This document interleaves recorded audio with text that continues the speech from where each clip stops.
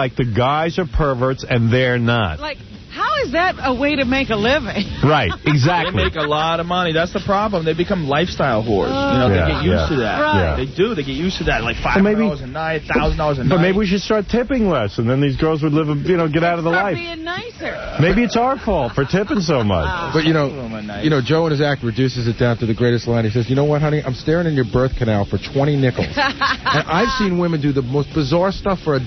Yeah. Guys wave $1, like now they're in charge. Yeah. And I've seen guys go, get on all fours and turn around and show me your naked ass. For $1. For $1. Well, you see that stunt they do called the cooter ball, where dudes, like, crumple the dollar bill up into a little ball, and they stand there with their legs spread with a cup in between their legs.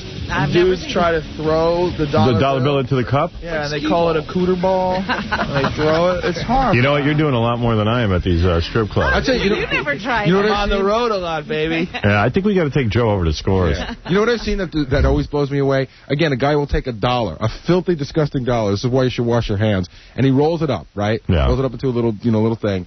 And then the guy puts it in his mouth, and he'll lay his head backwards on the stage. Right. And then the girl will have to squat over and pick up the $1. I know. I'm like, that's a lot of work for $1. Yeah, that is a lot of work. That's sad. Well, even Joe... I'm not going to talk to you. And Joe was saying that, so he goes in, and the girl says, I'm not going to talk to you. And he's like, well, why? She goes, a lot of the guys that come in here aren't nice guys. They're creeps. Yeah, they're creeps. And I was like, well, a lot of guys who come in... She goes, why are you here? And he goes, because, I heard I could see a naked girl here for $1. And they get mad. It really happened. It was at the Star Strip on La Cienega. The girl stormed off the stage. So when you explain this story, you go, it's unbelievable that a stripper would be insulted by a guy saying, I heard there's a place I could see a naked girl for $1. Well, they're not stable people. No, they're not. But Joe is also saying that, he's talked to porn stars and stuff, and every porn star tries to convince you that she's a normal one, and all the other ones are really messed up. All the other porn stars are all messed up. They all have this crazy line in the sand that they won't cross. Right. They're okay. Those other girls are whores. Right. I can't believe, I've talked to strippers in here who go, I can't believe Houston does bukkake films. Meanwhile, this girl just got off doing a double menage a trois, or anal, or the 500... right, she's the queen of anal. Yeah. She can't understand bukkake. She's really gone too far. It's disgusting. And then there's the ones who come in here and go, I only do girl on girl. Yeah, that's because these guys are disgusting. Whatever. Yeah, and it's like, honey, come on. You know what was funny? I was in Phoenix a couple months ago, and I was at a strip club with Kendra Jade. Yeah. And it was an all-nude strip club. And so this girl just gets on the stage, and she puts her legs into the position of a Y, the whole world can see. Yeah. And Kendra turns around and she goes, oh, that's disgusting. It's so funny. You got to be kidding me. It was such a great moment. Yeah. Oh, my God. Kendra does everything. She does anal films. Yeah. I know. It's just so great. She goes to the Mustang Ranch, doesn't she? Yeah. Does she? Yeah. So how could she call another girl disgusting? That's funny. For spreading her legs. Bukkake. That's disgusting. Bukkake's the funniest word in the world. It sure is. Bukkake. I'm trying to get into that myself. Some bukkake films. That was the Ginger Lynn story where she told me. First of all, if I had a gun to my head and someone said, all right, you got to either take it in the mouth or take it down the hatch, I got to take it in the face. I got to tighten up. Everything is now Fear Factor. Which is worse? By the way, I finally got to watch Fear Factor from last night. From Monday night. The Buffalo Testicle. From Monday night. The Buffalo Testicle. Oh, were they the most disgusting-looking things you've ever seen? I mean, those are testicles. There's no other way about it. And people are eating them. And, I had to admire the girl who got up and said, you know, it isn't worth $50,000. That was the girl that called yesterday. Oh, what's her name? Alyssa, yeah. Very cute. Yeah. Hey, so you know what's going on today? The guys, I was talking to the producer of Fear Factor yesterday. We'll have they're sending buffalo balls here today. Yeah. They'll be here by 8 o'clock, and we'll send them up to Chef Bobby to boil them. One of our interns said he'd eat them. Really? I'd like to see that. I'd like to see what they smell like. And he's eating them for nothing. Yeah, well, maybe I got to give him a watch or something, Steven Singer. A watch. Give him a swatch. Give him a watch? Wow. We'll come up with a swatch. Yeah, we get some unusual interns this semester, don't we? I hear stories. Oh. Really? Carl, you're on the air. Hey, I just wanted to comment on this whole stripper thing you guys have touched on today. I live in Oregon, and I work in the strip clubs here. And I have been for 10 years, and you're exactly right. Some of these chicks, they'll totally degrade themselves for a lousy $1, and then they'll turn around and bitch at you because you're not tipping them. Right. Or they'll bitch at you for being a pervert. Just being there. Yeah. Or bitch at you for being a man. And it's like, well, hey, you know, you're not really any better.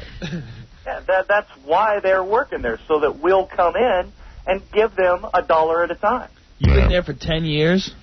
About 10 years. You date the strippers? I have recently sworn off. Yeah, you'll be back. My buddy Eddie's a lifer. My buddy Eddie's a DJ at a strip club in L.A. He hasn't had a date with a girl that's not a stripper in 8 years. Is that right? Steady diet of strippers for 8 years. He laughed at it. He goes, I don't even know how to talk to the regular girls. I don't know what to say. Oh, my God. How's your customers? Yeah. He's far gone. Oh, he's so gone, but he knows he's gone. He laughs. He thinks it's so funny. Dating strippers is an art because you got to understand the psychology of strippers. Which is? Well, Lonnie's taught me so much. Really? If you sit at the bar, if you go over to Scores and sit at the bar with Lonnie, rather than waste your time with strippers, if you know what it is? Guys walk in there and try it out on their own and try to figure it all out. And they make a lot of mistakes, huh? First 3 times you go to Scores, you hunt down Lonnie and you say, Lonnie, let me buy you a drink. Lonnie will be sitting there all by himself. You say, Lonnie, what's the story on these girls and how do I get them into bed? Oh, he'll tell you that? And Lonnie will sit you down.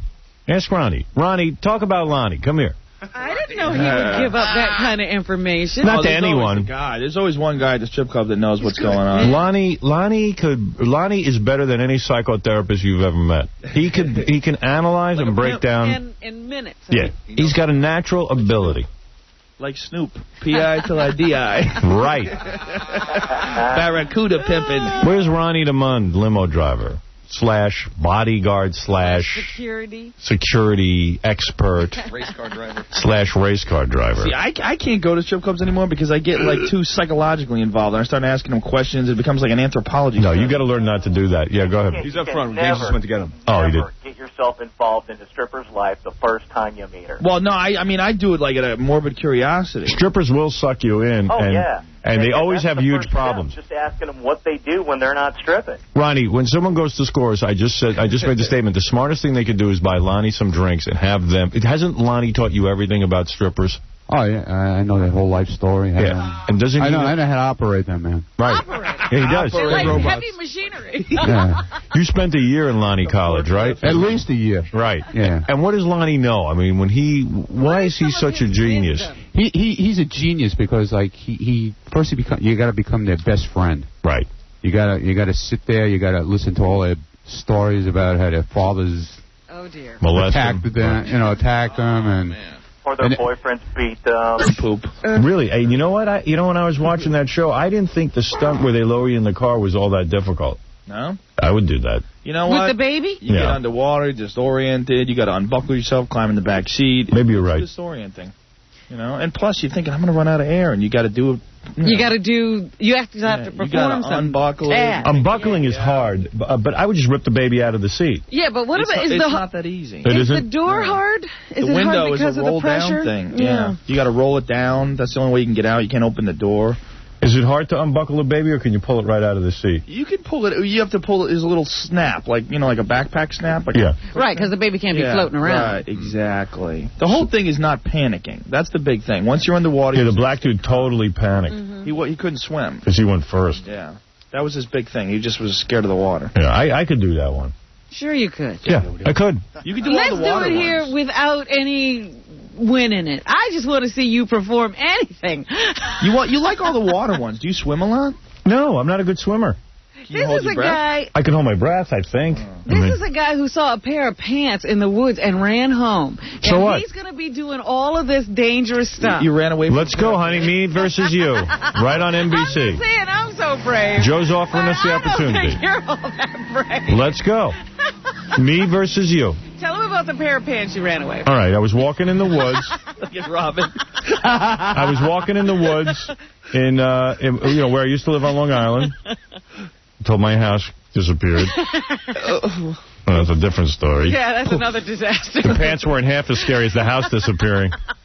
So, anyway, I was walking in the woods. I was actually riding my bike. You were on the bike, yeah. Yeah, I was riding my bike a bunch of years ago, and I was... And all of a sudden, I look over and I see this body laying in the woods. And I went, oh, my God, there's a body laying in the woods. And I just took off on my bike because I don't want to get killed. So I go home and I'm like, I said to my buddy, Ratso, Ratso, I swear to God, man, I just saw, like, a body laying in the woods. He goes, come on, let's go. So, and Ganji was there, too. I went with you. Ganji was at my house. We were on a big expedition to go find the body. So we go, and I'm, like, creeping up to this spot, and you can see the body laying there. All of a sudden, we get up, and I'm with the 2 other guys. Just a pair of pants laying in the woods. He was home before he knew what it was. Howard looked so spooked when he came home and told us about it. When I saw these pair of pants the first time without you guys, I was like... my feet couldn't move fast enough. You probably couldn't have seen his feet. No, you know how, like, you try to run and you can't? Right. I was on the bike. He was just mumbling, body, there's a body. There's a body. And thank God these 2 guys were there, Ratso and Ganji, because I would have called the police. And they would have been goofing on me. Yeah. So you're going to do so much. But I will do it. I could do those stunts. All right. But you got to offer me the prize of a use of a Gulfstream jet for the year. For a year? Yeah. Anytime you want it. How many times? You said 10 times? It's got to be 10 uses? 25 times. 25 It's going up. It's going up. I gotta freeze my balls off for... I want that. What if the water's warm? We made the water in the car thing warm. Yeah. Oh, you did? Yeah. Oh, that's fine. I'll do that. Heated it up. I'll do that. Took like days. Please give me the same respect. Melanie thinks Joe is hot. Go ahead. Hey, Joe, let me ask you something. You wearing lipstick on that show? You look very lipsticky. A little gloss. Come on. You're not wearing lip gloss? Your lips shine. It's, whatchamacallit, sunscreen. Is that what it is? Yeah. You got like white lips or something. You got a sexy mouth. They always feature the lips on Joe. I know, right? Am I right? Yes. It's just. They're always glistening. Yeah, a bunch of my friends emailed me, dude, what are you wearing, lipstick? What's the matter with you, freak? Yeah, you look like a big fag. It's just sunscreen, man. Leave me alone. What's next, a vagina? Really? Oh, I'm scared. All right. Now that I know I can't have orgasms. This is weird. I hesitate putting this guy on the phone. This is the guy that took my daughter to the prom, Henry. What's he doing on the phone? Henry. Hey, what's going on, man? Aren't things private? What's going on? I said, aren't some things private? Some things are private. Like my daughter's personal life? Like, what are you doing? No, I'm not talking about that. Oh. I'm not talking about that at all. Are you really the guy that took my daughter to the prom? Yeah, man. I can't tell. You didn't give me any yeah, man, when I met you. You were all behaved and stuff. All right, we talked about, like, shooting bullets to the Roosevelt movie theater. Right. Okay, this is the guy. Yeah, this kid, he was well behaved. His parents were nice. No, I said I liked you. Like, I admit, like, I thought you were going to be different in person. I thought you were going to be kind of snobby, but you're good. Yeah, why not? I mean, I met the kid. He took my daughter to the prom. She tells me nothing romantic went on, thank God. But I don't know. Thank she could God. be. No, it wasn't a romantic thing. Yeah, she wouldn't lie to me. It was more friendly. Believe me. Like your daughter's just a friend. Right. Cool. But what we're worried about, we got bigger fish to fry. Who's we? Well, me and my friend Brian. Yeah. He's the guy that I thought that. Well, the girl with the yellow Lexus. I don't want to say names. Well, I don't want to talk about. Calling you about this? Dude, I don't want to talk about my daughter and her friends. Okay, fine. You know what I mean? Yeah, I feel weird about it. It's like that's my daughter's private life. I'm not going to discuss it. Yeah, I'll discuss my private life. I was talking about masturbation. Yeah, I was talking about that yesterday, but that's my masturbation, not my daughter's. I understand. You know what I mean? Yeah. It's not cool. Plus, I met your parents. Your parents are nice people. Yeah, they're good. They were really nice, and this kid was all well-behaved and everything. Now I'm starting to question. I wonder what he wants to talk to me about, though. I think he wants you to help him with some other girl. You want me to help you with the other girl? Well, I was thinking, like, something like Janine or, like, Jenna Jameson. Oh, my God. Oh, I see. Oh, man. Hey, you got to do that on your own, dude. I was thinking high class. I met your parents. They don't want you doing that. He doesn't care what they want. No, my parents are good people. They know. They know you want a porn star? And by the way, I don't want my daughter's prom date listening to my show. Go watch Regis. Z100. Yeah, go listen to Z100. But, no, Henry, he seemed like a well-behaved boy. I gave him the lecture beforehand, too. Yeah, and he walked away with Emily for like 20 minutes. Yeah, I did. I gave her the same lecture I gave you. Yeah. I told this kid, Henry, I said to him, listen, Who named him Henry? No, it was cool. You laid it down. I did. And all the parents said to me, Howard, you go lay it down to these kids. And he's all tall. He looks like Big Bird, you know? He's like, you're scared of him, you know? You were scared of me? Well, you know, you're just like a big guy, you know? So, like, just in general, you look up to somebody and you think, like, wow. No, but you're not scared of Big Bird. You got to listen. Well, you're a big guy. Yeah. I'm not making fun of you. Sure you are. Really. Yeah, just calling me Big Bird. More, I can make fun of you. Oh, I don't care about making fun. I'm not. But I won't. I'm not into that. All right. I'm not going to start poking fun. But anyway. To say, though. Anyway, at least you behaved yourself. Yeah. Oh, yeah. We had a great time. Yeah, good. Well, anyway, I'll talk to you later. Yeah. Maybe I'll stop by with Brian sometime. Stop by. I want to find out about prom. I kind of just want to see the set, you know? All right, you can come by. Yeah, maybe. You know the Playboys of the Western World? You're Playboys of the Western World? Well, my friends are, you know? But, like, this is one thing you got to, like, tell Emily about. Like, she's got to tone it down. Tone it down? Tone it down. She doesn't have to do anything. What is he talking about? This is the guy who went... Dude, what are you talking about? My friends play at this bar, right? And I'm not going to name any names of the I don't bar. want to know this on the air. God. This is my daughter. You can't even discourage him. He's going to try to get something out regardless of what you say. No, all right. Well. Although I do want to hear what you have to say. But he should talk to you away from It's not like a negative thing. My daughter's a good girl. No, she's a great girl, but right. she's hysterical, you know? She's got your, like, sense of humor, you know? Right, so leave it at that. All right, fine. But it's funny, you know? But like, you want to come talk to me man to man about something, you come down here off the air and I'll talk to you. Yeah, it's kind of tough. I work, man. Come on. I'm a well, there man. you go. What do you do? What do? I work at electronic machine parts. Mm-hmm. You're not a college boy? Oh, of course. Oh, all right. I'm a smart kid. All right, Henry. Anyway, have a good day. Right, bye. Bye-bye. I don't want to talk about my daughter's personal life on the air. Especially not about our having to take it down a notch. Yeah, you take it down a notch. Whoa. Playboys of the Western World. What was that all about? I know. Oh, my God. I get scared. Sound good. No, I know that my daughter went with him as a friend. They're not romantic. That's not what I'm talking about. I don't know what he's talking about. Oh, yeah, I don't know what they're talking about.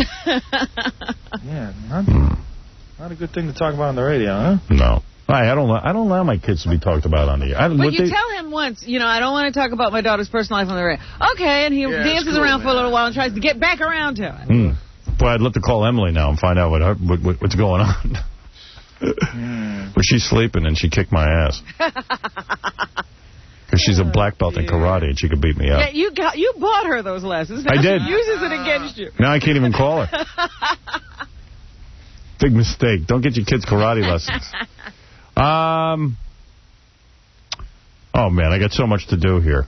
All right, let me tackle everything. Let me see here. Hold on, Casey. Casey's going to be my assistant. Let me just take one more call. There's so many phone callers on. Feel for you. Yeah, Brian, you're on the air. Yes, Howard.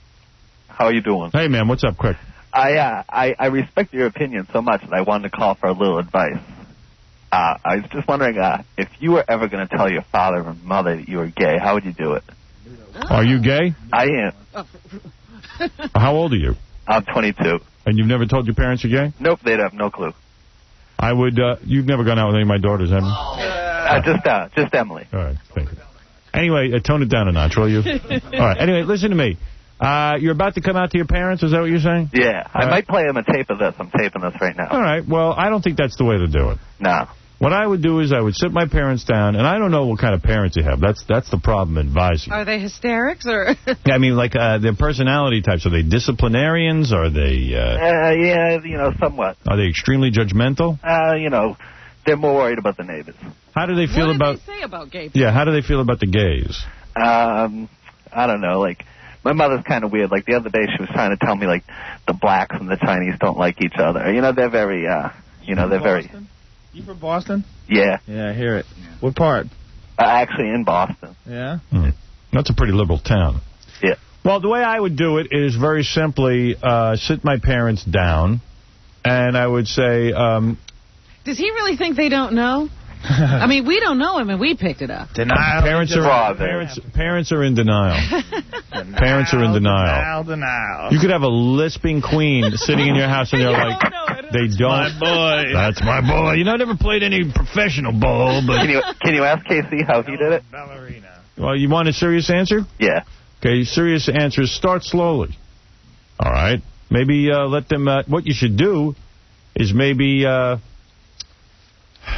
see, there's an old trick you do. What's that? You come home with, like...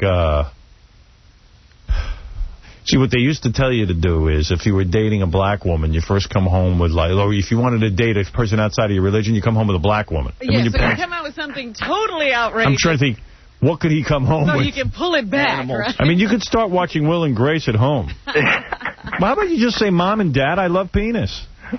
No, what you do is you sit them down and you go, listen, I want to talk to you about my life. I'm a gay man. And I've been keeping a secret. I've been keeping it a secret from you, and I don't feel comfortable keeping it a secret. And I'd like you to know that this doesn't change who I am. I'm always going to be who I am, the same son you've always had. I just like guys. And then give your dad some oral. Let him see what the benefits are of being a gay man. That's all you got to say. You got to be honest and let them deal with it. Carrying on a whole facade like you have girlfriends and stuff like that? You bring girls home? Yeah, I've done that all. You want to know something? I have found that parents, even in my own life, are a lot more accepting of things than you think. I was terribly afraid to tell my parents that I was getting divorced. I was just completely ashamed. How did you do that? Well, you know what? It was on my mind. Things were going pretty bad in my marriage, and my parents. They know that? No, they didn't know a thing. I was going to say, did you even warn them by someone sort of saying there was some problems? Or? Well, this is what I'm talking about. Even that discussion, to me, it was such a defeat. Because my parents have had such a long marriage and a successful marriage.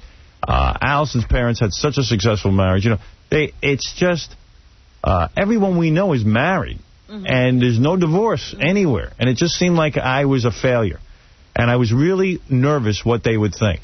Would they think that, you know, I was somehow a failure? Was I not faithful? Was I not loyal? Was I not... I didn't know what you're not doing something right. Right. You know, or you know, I just always felt really, really bad about it. So I actually was over at my parents' house by myself, which is very rare anyway. Usually I always have the kids and, you know... And I went over there, and I kind of had in my mind that I might tell them, but I kept backing out of it. I kept saying, nah, I'm not going to do it. I was really scared. I mean, I'm 47 years old. I was just scared out of my mind. I didn't want them to know. Well, how are you going to get a divorce without them? I thought they'd hate me. I was like, hey, Allison, can you keep this quiet? So I sat down, and we're talking and talking, and then all of a sudden I just said, you know, I have something on my mind I want to discuss with you, and I hope that you can understand what I have to say. And I looked at the two of them, and I said, you know, my wife and I, Allison, have not been getting along for some time, and we have entered into marriage therapy, and there's some problems, and I wanted you to know, because things look like they're going horribly wrong, and it might just be that we're not going to be married anymore. We don't know for sure yet. We're still working on it, but it doesn't look real good. And I was waiting for I don't know what kind of reaction. My dad looked at me, and he said, I can't, you know, this is very hard for me to understand. What about the fact that you two have been together so long, and she is loyal to you, and you're loyal to her? I said, I understand all that, Dad, but, you know, despite all our loyalties, our marriage isn't working. And he turned his head, you know, and he was very upset, my father. My mother turned to me and said, listen, this happens a lot of times, and you're my son, and I support you, and I'll help you through this in any way I can. Now, that floored me. That floored me. I didn't expect that from my mother. But you can't expect, you know, there's the entire spectrum of reactions I expected... And you don't know who his parents are. No, you don't. I don't know your parents. But my mother then said to me, you know, I'll be very supportive. My mother has been very supportive of me and actually of my ex-wife. She didn't turn her back on Allison either. Yeah. And my father and I haven't really spoken about it much since. You know, I think it was a lot of pain for him. He, you know, he wanted us together. Oh, my whole family wants us together, and you can understand that. But I got to tell you something. You'd be surprised. I expected my mother to be like, this is terrible. You got to work it out. Like, start lecturing me and everything. But all she did was understand. And that's all you can ask. If a parent understands, that's the greatest thing they can do for you. Yep. Well, that's great. I mean, I thank you. I mean, I called up here and you gave an honest answer. You're a good man.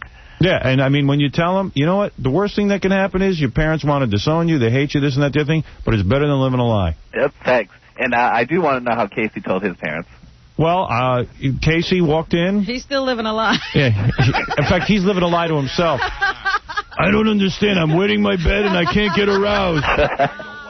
And I don't like women. They're mean. Hey, pal, why don't you go back to the gay bar and leave us alone? Yeah, there you go. You can go back to the gay bar. I'll meet you at 10. Yeah, tell him I'll see him at tanning. All right, thank you. Tanning. Good luck. Bye. Well, that's a true story, and you know what? My parents have been very supportive. They really have. And you never know, because I didn't think they would be. There are a lot of people who think, oh, my parents are liberal. They tell them something they think their parents will accept. Their parents go haywire. Yeah, and I was shocked how afraid I was. You know, I've done a lot of crazy crap in my life and done a lot of things that a lot of people wouldn't do. But, man, I was nervous like a little kid telling my parents that my marriage wasn't working out. And I was freaking. I mean, I was freaking out. It was a very, very tense moment for me. It was almost like once I told them, then the truth was out of the bag and all that. It was over. And it wasn't a whole big deal. Wasn't a whole big deal. But it had to be real once you told them.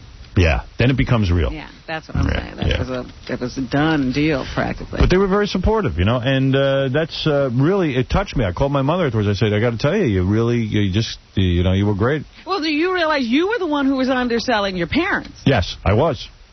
Yeah, I really was. And that proved a lot to me. What it proved, I'm not sure. I'm not that bright. Okay, anyway. I can't figure it out. I still can't figure out what it proved. All right, I got to take another break. When we come back, I got a lot to talk about. There's so much here. Ringo Starr is coming in today. Have you told Ringo? That he's coming in? No, that you're divorced. I haven't broken the news to Ringo. But I plan on sitting Ringo down and telling him today. Because I don't know how he's going to take it. Yeah, Joe Rogan's here from Fear Factor, the #1 show of the week on NBC. I love the show. How does that feel? Just like not having the #1 show. Exactly the same. Okay. Except more people stare at you. Do you get recognized a lot? They stare at you. They don't speak? It's a Fear Factor. Yeah, no. Fear Factor guy. The Fear Factor. Most people are nice. Most people just say hi. Yeah. There's that idiot from Fear Factor. He thinks he's so cool. Try to get me to eat bugs. Sean from Survivor is going to stop by, too. Tomorrow, Gary Busey, Savannah the Psychic Stripper. Gary Busey? Yeah, Gary Busey going to stop by. The man who likes to have women vomit on him is returning, and so many more things going on. But I must take this break. Okay, next up. Yeah, hi, Ringo. Now that Murray the K is gone, who is the 5th Beatle? You are.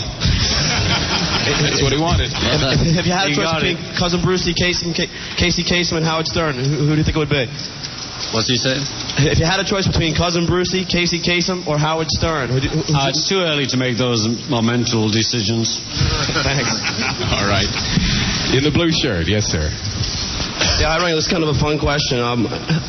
What did you do with the money? What money? Are the money that your mom gave you for singing lessons? Well, I actually spent it on fish and chips. All right, thanks, man. Yeah. Hi, this is Stuttering John from the Howard Stern Show, WXRK, New York, K-Rock. Oh, come on. Oh, my God. So tell me, was it easy writing it Don't Come Easy? It was real easy writing it Don't Come Easy. Thanks a lot. Okay. I'll see you, man. Take care. See you, man. WBCN Boston. 512. The Howard Stern Show. Hey now. I got a bunch of musical sort of items to talk to you about. Let me see if I can get through all this, and then we'll meet Sean from Survivor, get an update on him. Ringo Starr will be here later. And, of course, the great Joe Rogan, host of Fear Factors, Mondays at 8 o'clock, repeating on Sundays at 7 on NBC. Surround a muscular. Yeah. Joe, of course, the author of that great bit with the guys in the gym. Got a great ass. Which, to me, is one of my favorite all-time comedy bits. What are you doing with your comedy career? With Fear Factor being so successful, I would think you'd be out there. Are you touring? Yeah, I still do stand-up. I'm always going to do stand-up. Everything else I just do for money. You're good at it, man. You should do it. I should do it. Yeah, don't give it up. Just don't, you don't want to become like a host. No, man, I'm a stand-up comedian. That hosting is just for fun. All right, and that's for real money, too. Yeah, it's real money. Yeah. Did he go out and put on his sunscreen? His lips are glistening. No, this is what my lips look like. Yeah, man, something going on with you, with those lips. That's what my lips look like, dude. All right. right there. It's so funny. When I watch Fear Factor, all I can think about, when I hear Joe's voice, it's so distinctive to me, his voice. All I can think about is that comedy bit, round and muscular. Just wait till you hear the new one. That is a great ass. The new one's even more over the top. Did you record it yet? No, but I wrote it. It's just ridiculous. Even reading it makes me throw up. Should I play the bit real fast? Or has everyone heard it a million times? Everyone's heard it. You think? Sure. No, I mean, there must be somebody. Howard, you can never hear it enough. You can never hear it enough. Let me play it real quick. I got a million things here to get to, but you know what? Let me just play it real quick. Where, do you have that, Casey? Right here. Oh, you have it. All right, play the bit. Mom. Wow. Okay. That is such a great bit, because every guy I see in the gym is always involved with his pecs and his ass. And look at me, look at me. I wrote that because of Gold's Gym in Hollywood. These dudes are always talking about, I love the way your back's coming in. It's coming in thick. Your back looks great. And they always try to act like it's not going to go, hey, man, seriously, I go, I don't even look at guy, but your back looks really ripped. Yeah, and dudes, shave their hands and their arms. Like, what are you doing? You shaving your arm? Like, yeah, well, just, okay. All right. Perfectly acceptable. So talk about the sequel that you're writing. The sequel, they shave each other. One of them's got to go out. They're both about to go out, but he's like, why you get your shirt all buttoned down like that? Buttoned up. He goes, let it loose. Open it up. He goes, it don't look good. I don't look cut enough. He goes, you look cut. You just got to shave.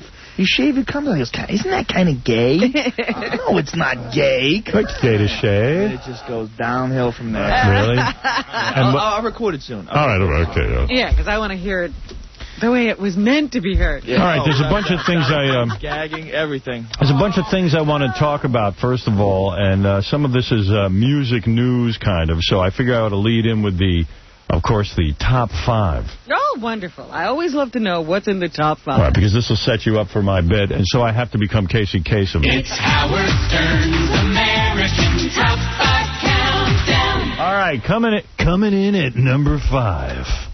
I'll do the straight one first. This is Usher, and You Remind Me. You remind me of a girl that I once knew. It ain't no joke. It ain't no joke. It's Howard Stern's Top 5. All right, coming in at number 4, All or Nothing. This is O-Town, okay? All right. There you go. 'Cause I want it all, or nothing at all. Unlike Casey Kasem, he's still alive. It's Howard Stern's Top 5. And number 3 is Blue Cantrell. Whatever the hell that is. Blue Cantrell? Yeah. And the big number 2 song is the very depressed Mariah Carey. Number 2. Do you think you'll feel better now? Here's more crap for your morning drive. It's Howard Stern's Top 5. And number 1 is Bootylicious. Bootylicious from... That's got to be depressing. You're being beaten by Bootylicious. Well, what I heard was Mariah Carey was... the only reason her new single went up to number 2 was because they reduced it to 49 cents, the single. And she's having a lot of problems. They even say in the newspaper today that her hospital stay is more than exhaustion, but they say that she's been downgraded. In other words, she's getting ready to come out of the hospital, I guess. But then, no one knows what's going on, but Vinny came racing in with a whole bunch of Mariah Carey messages. Oh, dear. Because, I think she's hot. I do, too. I don't like her. She thinks that I am somehow working for Tommy Mottola. They said in the paper that before she had her breakdown, or whatever it is, exhaustion. She was at the Roosevelt Field shopping mall blabbering about me because she thinks I hate her and I'm working for Tommy Mottola. I'm not. I like the way she looks. How much is Tommy paying you? I'm nothing. Howard, he's paying me. Well, maybe. Well, Vinny tapes all of the internet messages of Mariah Carey, and it turns out it's fast. I got to tell you, there's like a book in this, because there's like 2 years worth of messages, right? And they run the gamut from pure joy to silly to, the one I played you today, which I don't think anyone has heard yet, was her doing damage control, and it's the worst one yet. Yeah, well, what happened was she did a message on the internet that was totally rambling. Maybe I'll play that for you first, just a little bit of it. In fact, it's very hard to even understand. But this is her totally rambling, and then they pulled that one off the internet, and then 2 seconds later she got this one on the internet. Really? She somehow got another one out. Yeah, so here's first the rambling one. And if I I got two phones in my ear. I'm not sounding defeated because I'm not defeated. I'm just going to do this for me. And I know that the people who care about me will care about me. But I just can't trust anybody anymore right now because I don't understand what's going on. So, because I'm not watching TV, I'm just literally trying to get out of this room. And I don't know if that makes any sense to anybody. But the truth is... She's not watching TV. She doesn't know. In other words, in order to know what's going on in her life, she has to watch TV. Right. But what room is she in? I think it's a rubber room. Yeah, absolutely. I can't get out of this room. They locked her up. I am calling to say that I love you to my fans. I hope this message gets to you. I'm not going to be, Glitter's going to be out soon, and you're going to have that, and then I'm going to be taking... Glitter's going to come out. We're going to have plug in. I love that even in her craziness and depression, the plug somehow works its way in. Friday. Yeah. I love her. Joe, you're going to want to date this girl. I love the crazy She's ready. She's ready. And, that came 2 days after the one about her stupid cat drowning. Right. Okay, so let's keep playing this one. I can't reach Nancy Berry, so I'd like to say that, Nancy, I will record and stuff. It's just that I needed some time off, but nobody was really giving it to me. And I feel that that's only because of a situation that we've been dealing with for a while. She's talking to the record company owner, right? I know. They were a little upset about it, and they were trying to press on and get through it. But that didn't work, and so it's no... What could be the problem? You go in, you record, right? Explain the record business to me.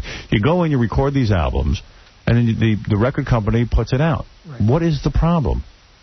She goes on the road and promotes. What is all the angst? She's lost touch with the people. Yeah. There's a lot of lambs. I mean, her lambs are... I think she feels she's their leader. And she has to be there for them. But where are the lambs? They had to reduce the price of the single. To 40. Yeah, the lambs are busy listening to Destiny's Child, evidently. Bootylicious. Bootylicious. His fault, really. It's just that I worked... an incident took place, so I'm not trying to have any bad karma surrounding, but telling people's names. All right, so you get the idea. Her up with Snoop. Yeah. So this is the same day, part 2. All right, so they take this message that we just heard off the internet. Right. Somebody grabs that. Yeah, and then they sneak out this one. Hello? Hello? God knows what's going on here. Helicopter. Now, Howard, that song you heard, I cut it down. It was a minute of that song was just playing through the telephone. All right. Well, she wants her fans to get a little preview. Randolph? Randolph? Who's Randolph? He may be the guy who runs the website. I'm not sure. Isn't he like a magical rabbit? What's the frequency, Kevin? Try it again. Okay. Hey, everybody, it's Mariah. I'm just trying to let you know that I'm leaving this message because everything's okay. And what we're going to do is I'm going to take like a minute off. And then what's going to happen is you're going to see the movie and things of that nature. So don't think anything's crazy if there's been anything bizarre going on with the Internet or any of that stuff. Now, Mariah, don't think anything's crazy if anything goes on with the Internet. The fact that this message is on the Internet. Yeah. Everything is fine. I'm going to take a minute off. Honestly, I'm not even paying attention to it. I'm really not picking up the pager. And you know how I am. So what I want to do is to let you know that everything's cool and that, hello, Randolph? And that... Uh-oh. Randolph. I used to talk to Randolph. Is it Randolph or Randall? Randolph. Oh, Randall, you think? No, it's Randolph. There's a transcript in front of you. A transcript? Where do you get a transcript? Because there are some websites that transcribe them. Man, you're on the web all the time. I love it. You love the web. I love it.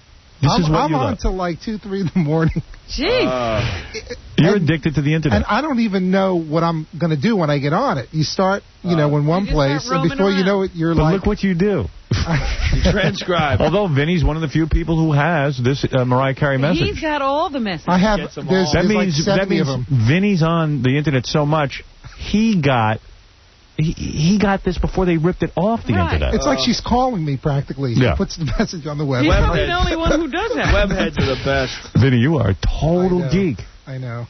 I should get out more. Doesn't Vinny look and sound like Wayne Knight's better-looking younger brother? Yeah. Hello, he does. Totally. He's built like a guy who's a webhead, too. Thanks a lot, pal. Well, I'm going to make music for you, but right now I need a break, so I will, as a human being, take that break, and then I'm going to come back and sing for a minute, after I get my management company put together, and after there are some other issues settled. Okay? So thank you. Nothing's wrong.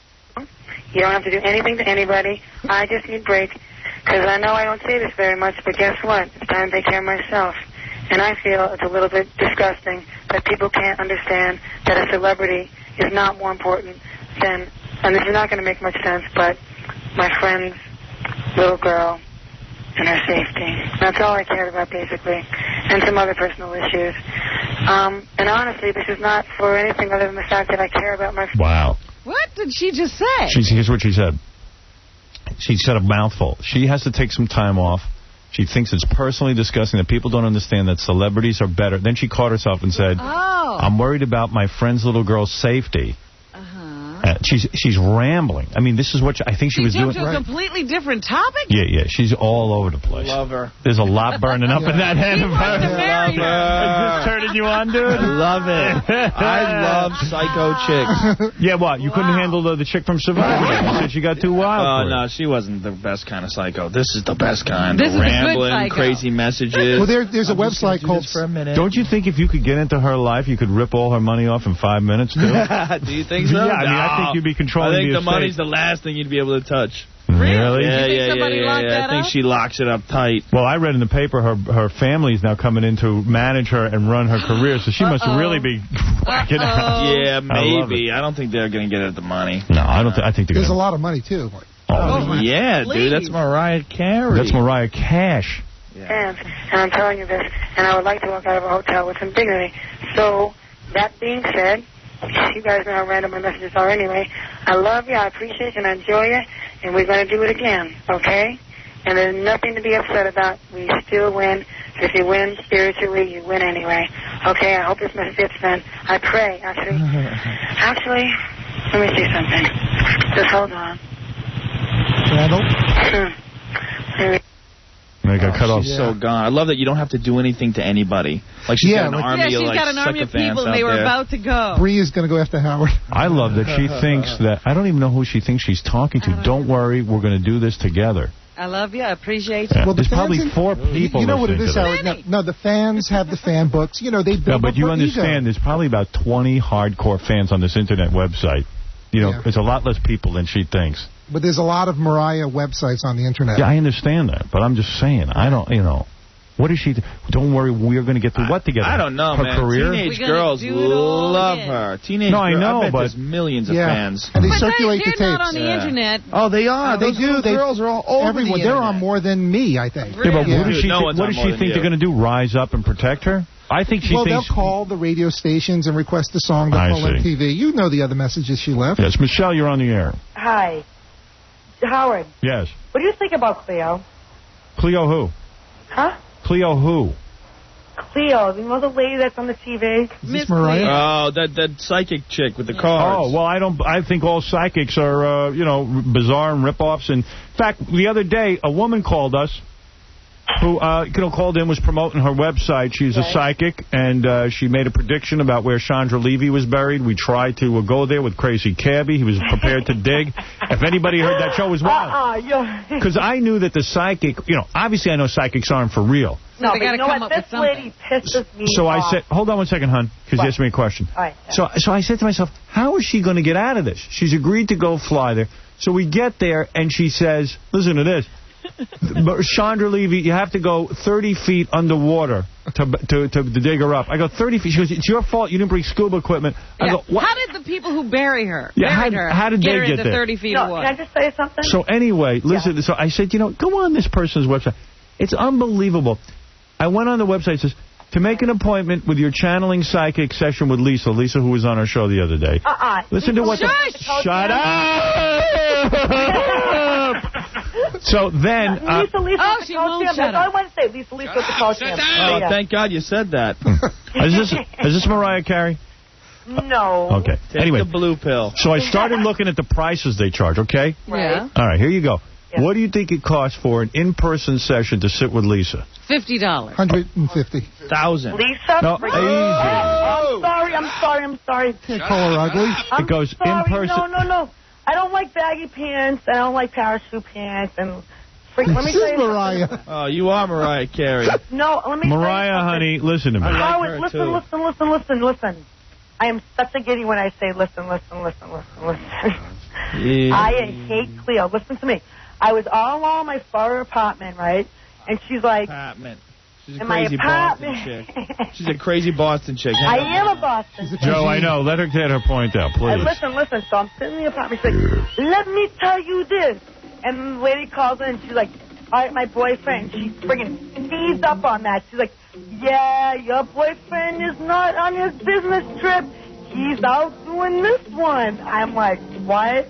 So listen, so I called up Cleo and I said, why are you like focusing on the negative people? She's like, all right, anyway. Wow. So, okay, $500. I'd like to know what she's on. So $500 to get a personal session with Lisa. Yeah, and now listen to this description. Oh, wait, let me just go back to her for a second. Yeah, honey. All right, hello? Oh, good, she's gone. Okay. I was going to ignore her. Oh, my God. I was going to let her just keep rambling. Anyway, so it's $500 for an in-person session. Here's the description. There's nothing when she brings through messages for you from your loved ones on the other side. You will see, feel, hear, and experience a deep connection with yourself and your loved ones. It will literally transform your life. And for that, you'll have to pay $500. Okay. Now it says telephone session. How much do you think it costs for that? It must be $250. $300 for the hour. Oh. $175 for the half hour. Listen to it. The next best thing to being there, Lisa is often asked, Lisa, by the way, with a Y. L-Y-S-A. Well, that means she's psychic. Yeah. Lisa is often asked if the same information comes through on the phone as in person, and the answer is yes. Of course. What are you talking about? The spirits come through with the same clarity and precision as when you're face-to-face. The only difference is you don't get to see and feel the spirit at the same level as when you're with Lisa. You don't get that powerful presence. Feel the spirit. A phone session offers you enormous connection with yourself and your loved ones. All right. Then, how much is it for an email session with Lisa? Well, geez, I don't even... $100. $65. Oh, $65. Get a bargain. People often ask, who are these people? The same people who listen to Mariah Carey messages on the Internet. People often ask, how can Lisa do a reading over the Internet? Yes, how can she? All right, well, here's the explanation. Lisa did 90 email readings, and the answer that came through was astounding. Names, dates, and personal details about people on the other side, as well as psychic information about the person, was all validated. Like the phone, the Internet is the vehicle through which Lisa can deliver messages to you from the spirit world. An email reading offers you one question, but lots of answers to pleasantly surprise you. Can you imagine the racket? So anyway, my idea was to go out and challenge someone and say, okay, Lisa, you know where Chandra Levy's buried. Let's go dig her up. Well, she claims... We didn't find one shred of evidence. She claims we didn't have the right equipment. We claim, come on. But she also claimed that there was going to be other pieces of evidence leading up to where she disappeared. We didn't find a shred. She said the body was scattered in different places. Yeah. Give me one place where I don't have to go 30 feet of water. Right. Brian Koppelman, you're on the air. Hey, Howard. How you doing? Hey, man. Hey, the Mariah tape is funny and entertaining, but it just doesn't even compare to the Gary tape. Yeah, the Gary girlfriend tape is the I got to tell you that I was listening the other day, and I think the Gary Springsteen thing is like the Citizen Kane or radio business. Yeah. It is the ultimate entertainment. Yeah, maybe I'll, you know what? Yeah, you got to crack that out again. You know how Scotzo starts and ends every show with a Beatles thing, like all the old hack radio guys? Yeah. Your signature should be the Gary thing. Yeah, maybe. Start or end with it. Bowie Maguire. Maybe I need a signature song. That's huge on the Internet. That one's traded by everyone. Really? Maybe I have to play that today. It's the most downloaded. You got to play the Gary thing today. I'm telling you, man, I'm haunted by it. Hey, what do you think of that Because I Got High song? That's the funniest thing. It's awesome. I mean, honestly, everything pales compared to the Gary thing. By the way, Afro Man is coming in here real soon. They're going to do Because I Got High. I would love to meet Afro Man. Is there like a G-rated version of the song? No. Because I played it for my son. I didn't know that it had a couple. There is an edit version that we play. Oh, okay. Yeah. Although when you started playing it yesterday for Snoop, because the first verse is about school, you can immediately hear those guys lose interest. Yeah, right. No, they were laughing. They liked it. Then they did. Yeah, but they, with musicians, they want to hear their own songs. Yeah, of course. Yeah, all right. Hey, take it easy, Brian. Good talking to you. All right, later.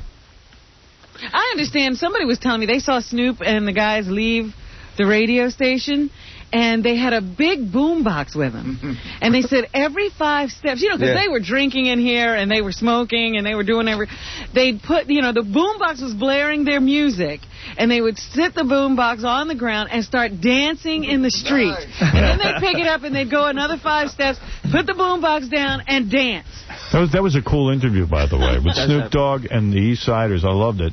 And Snoop, it's funny, he's in here doing his thing and all that, and talking about music and this and that. But those guys have a nonstop party. They literally come into the station. They lock us out of our own office. Right. They take over the building. They go in the office and lock everyone out. They bring in a big giant bag of weed called Purple. That purple weed, baby. They get high as a kite. You can't stop them. They were spilling drinks on the sofa. Then they start pouring mimosas, which is champagne and orange juice. Yeah. What were they calling it, though? They changed it. They don't call it... What do they call it? Matamosa. Matamosa, thizzle nizzle. Matamosa, thizzle nizzle. And they start drinking, and I'm going, man, these guys just party day and friggin' night. But did you see they poured orange juice all down the couch? They were so out of it. Yeah. And Gary said, God, I got to get the couch steamed now. Well, they poured it all over each other, and they didn't even know it. After the MTV Awards, I saw Snoop, and he saw me, and he goes, John, come in and we'll smoke some blunts. Yeah. Oh, my goodness. Did you smoke with him? Nah, because we were all going somewhere. Oh, you should have just to tell us what the weed is like. You might not have come out of your coma by this time. I did not smoke with those guys. Because I think I was with you, and we were going somewhere. So. Nah, you should have come to me. I would have told you to go in there. But I couldn't believe they were dancing in the street after they left. What is it, Cody? Yeah. Hello? Yeah. I got a question for Joe. Yeah. All right. So it says, you say on your website that you've licked ass before, which I find pretty strange since yesterday you said you don't do anal.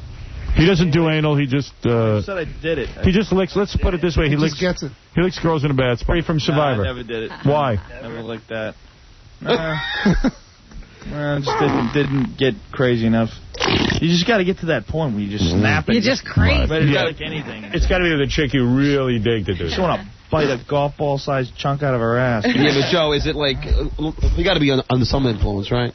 No. You just lose it. You get really? I can't do that straight. No. She's out of the shower, you can. It's got to be clean, though, like right when they get out of the shower. Right. It's got to be all the right circumstances. The moons have to be in alignment. Exactly. In the afternoon. What, you've done that? Libra rising. Anyway, so... it's not like a regular practice. I'm not that messed up. Right. Okay. That's nasty. Sometimes you do stuff that you don't think you're going to do. He's man enough to admit it. Like, come on, I'm down here. Robin, has X done that to you? Oh, please. We don't have to get there. Oh, come on. That's a yes. Tap twice for yes. Oh, stop it. All right. Final music news. Final music news is that Michael Jackson, I saw this on TV last night. I was laughing my ass off. Michael Jackson is charging $2,500 a friggin' seat. I got an invitation to that thing. I meant to bring that in. Well, you better go so he's not completely embarrassed. They showed the line for tickets yesterday. There were 50 people, if that many, online. I don't want to see Michael Jackson at all. Well, he's got to make up for all that molestation money he had to pay off. Right. How'd that happen? How'd this guy go from that huge? Now you can't... Well, first of all, they're saying $2,500 is repugnant to people, even though it's a tribute show and supposedly some of it's going to... charity, and they got Whitney Houston that nobody cares about anymore. Lenny Kravitz is playing guitar. And Sync is going to be there. People see through that. They know it's going to be like the Eddie Van Halen solo. It's going to be Lenny's going to come out for one friggin' song. You want to? I'd rather just go see Lenny for $2,500. And then he's trying to pull in the Jackson family reunion, and nobody cares about that. Yeah. So Michael has issued a statement. Here it is. Hello, this is Michael Jackson with a very special message for all my fans. Can you two hear me out there? I just want to take a moment to invite everybody to my upcoming tribute concert to myself, Simone. It's going to be at Madison Square Garden in September. And here's the best part. For only $2,500, you can see the reunion of the Jackson 5 that's been 17 years in the making. Just like my nose. But seriously, I invite all of you to come out to see me and Marlon and Jackie, Tito, and Jermaine for this once-in-a-lifetime tribute to me. What's that? Jermaine's dropped out? Okay. So, please come to this special reunion concert of the Jackson 4. Simone! What? Tito's out. They're all out. I was willing to pay his cab fare. Would anyone like to buy a ticket to see the Jackson 3? Jackie can't make it? Oh, no. What about Jackie Martling? Oh. So, everyone who's been waiting 17 years to see me and Marlon do a duet, please. A duet? What? Marlon, come back. Could somebody please see how LaToya looks in pants? Simone. Simone is right. Anyway, so $2,500 a seat. The whole thing backfired. They had it on Entertainment Tonight. And Entertainment Tonight doesn't goof on anybody. They didn't make fun of it? Well, you know, they don't goof on anybody. For the first time, they were like, well, there's only... They had the line. They go, there's only... You know how they'll even lie about the size of the line? Right. You go, well, there were 50 people online. They got like the 50 people. Wow. And then they go up to this one cat who's online, and they go, well, you know, what are you doing here? And he goes, oh, I'm sure everybody's ordering their tickets over the phone. I'm sure I won't even get any tickets. And they go, well, quite the contrary. Every ticket's available. There's 50 people. $2,500. Give me a break. Hello, this is Mick Foley, also known as Mankind, the washed-up, broken-down pro wrestler, and you are listening to a man who couldn't even make it as a wrestler in the women's division, Howard Stern. You're listening to The Howard Stern Show. Beatle Ringo Starr is coming in. If you want to feel old, one of our interns said to Gary during the break, Ringo, is that the guy with the Rolling Stones or the Beatles? So, you know, yeah, it shows you a lot of people a little bit out of it. I hope Ringo didn't hear that. Yeah, I might even let Andre meet his hero. We'll see. So much voicemail coming in. We got Sean from Survivor in 2 seconds. What can we get out of it if we let Andre meet his hero? Andre's going to challenge Ringo to a Ringo trivia contest. It's going to be funny. Oh, okay. And if Andre loses, we're going to listen to his music from the Abbey Road sessions. All right, his own Abbey Road. His own Abbey Road. Just on the voicemail real quick, a lot of people calling in, obviously, after we aired the A.J. Benza Stuttering John fight. Tons of commentary on that. People have feelings one way or another. Some side with John, some side with A.J., but listen to this. Hey, this is a special message to A.J. Benza. Hey, A.J., getting thrown off the Howard Stern show. Ain't it a bitch?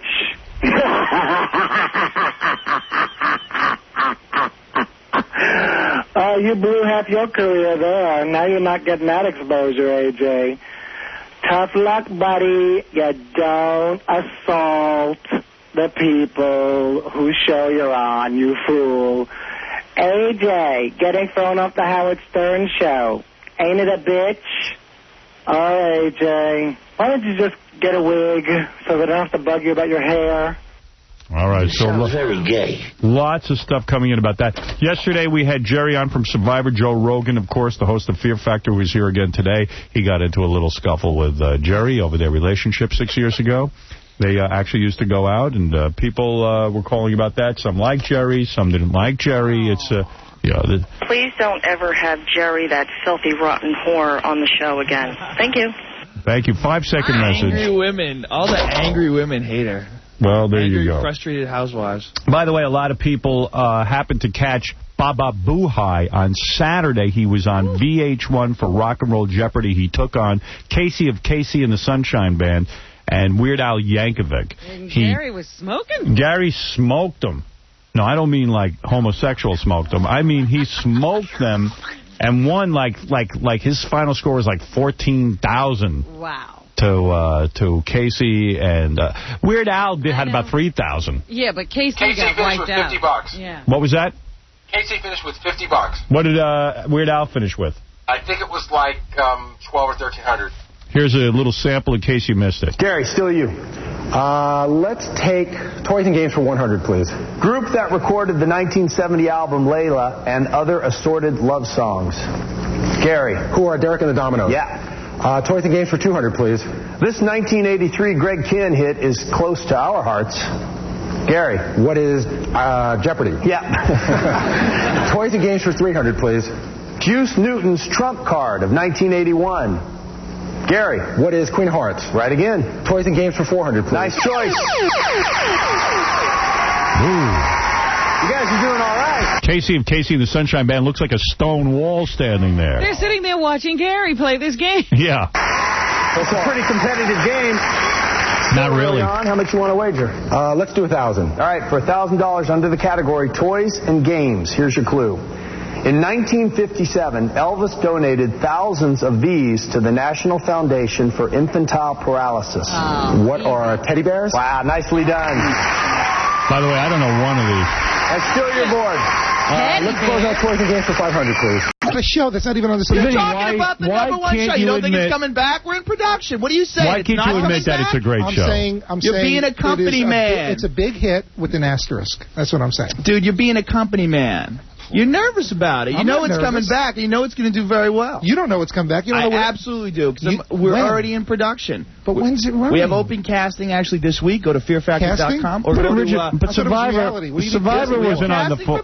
You don't do casting on a Survivor? Of course you do casting. No, that's not true. Lies. Go to NBC.com/Fear Factor. Click on the link. Fill out the application. We have open casting all across the country. For a show that we don't know when it's going to air. But we don't know when it's going to air. But Vinny, you didn't know when Survivor was going to air. You're saying because there's not a specific date time, you're saying it's not going to air? What are you saying? I'm saying it's not. You saying it's not going to air? Well, you know what? I haven't seen a press release that said this is. So it's not going to air. Is that what you're saying? What I want to know when it's going to air. Dude, you're saying nothing. It's in production. You're not saying it. When's it going to air? It's in production. Everything's in production. All right, so this went on. That's not my job. I'm the host. That's all I do. But you got to understand the show is doing very well. I know it's doing very well in the summer. I want to see it on the schedule. Vinny, you told me it wouldn't do well at all, and it has done very well. It's been a slow build.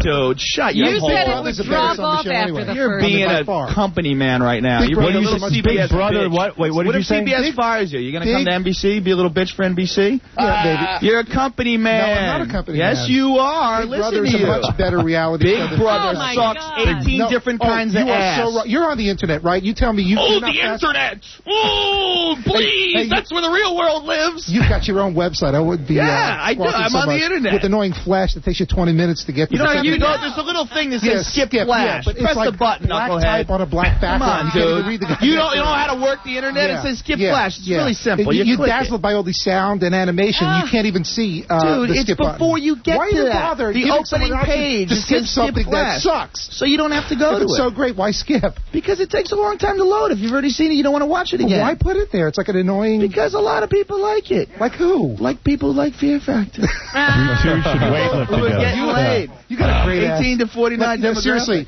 when your show's on the schedule, then you could crow. Dude, when whatever. I'm crowing right now. You shouldn't crow. You're not on the schedule. I'm on right now. We are on the air right now. We started airing in the summer. So what? I want to see you in September. I want to see you in November. So did Big Brother. Survivor. Big Brother was an admittedly summer show. Man. No, Survivor was like, wait, this is big. We better get it back into production. We did and got it on the air. Yeah, in January. No, but we announced it. Dude, you're so we in made denial. An it's ridiculous. This is ridiculous. You are in denial, Benny. Completely. You could say, hey, job well done. In fact, great what job. Do you care? Why do you care? Because you don't want another network. You know what? It takes something away from me. I don't want it.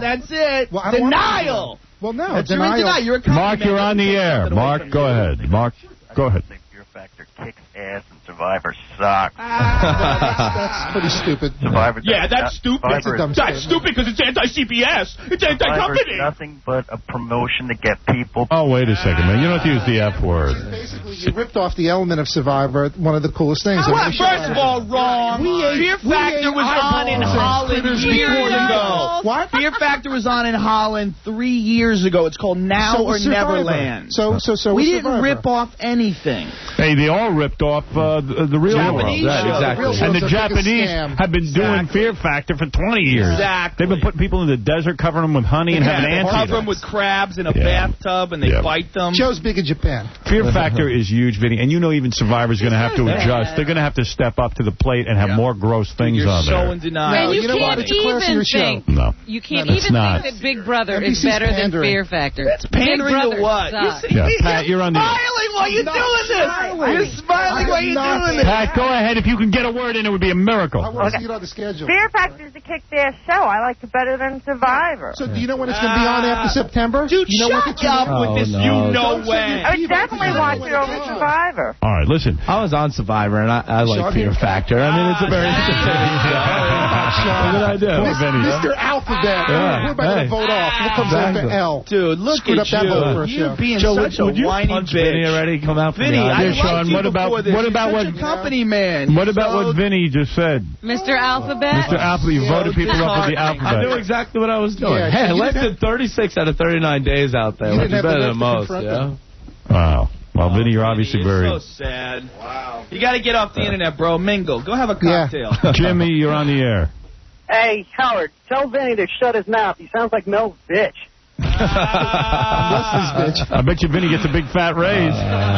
You admit you're Leslie's bitch? Listen to me. Are you Leslie's bitch? If this show were scheduled, I'd have more respect for it. Dude, it's going to be scheduled. It's not scheduled. If it's they just got it. They just got it on the air. Where's Spy TV? Where's Fear Factor? You're being so retarded. Summer replacement. You know what? You're like Tony Orlando and Dawn subbing for Sonny and Cher. You're summer replacement. You're talking about the bully before he comes back. You're a summer guy. When he comes back, then I'll say something. When you know he's going to come back and you're going to cry like a little girl. I know you're going to cry like a little girl. You are a company man. This is sad. You're the kind of guy who gets fired from his job and blows his brains out because you believe that everything revolves around your company. You are sucked in. Oh, yeah? You are sucked in. I've been at CBS for 6 We're going to years. kick your asses. We're going to kick your asses. It's not even you. You're not even doing anything. You know what? You have nothing to do with Survivor. You have nothing to do with the programming. You have nothing to do with the success of it. Hey, that's not the host of the show.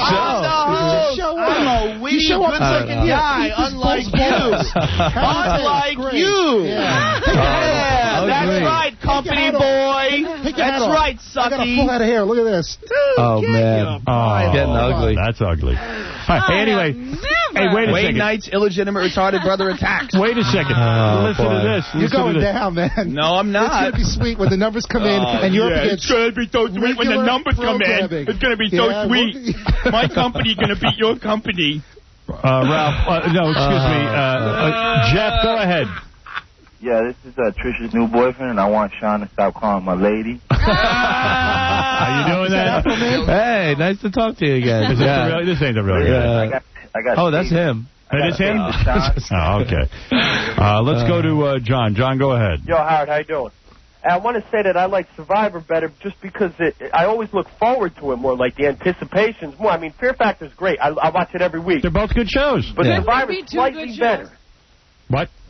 Survivor's slightly better. I have nothing bad to say about Survivor. I just think Big Brother sucks. Big Brother is 10 times better than Fear Factor. Ralph, go ahead. You're on the air. I disagree. You know, Joe is so right that Vinny's a company. I was thinking about this the other day. You know, first, Vinny's on the air defending them, throwing off this guy on Big Brother who pulled a knife out. Right.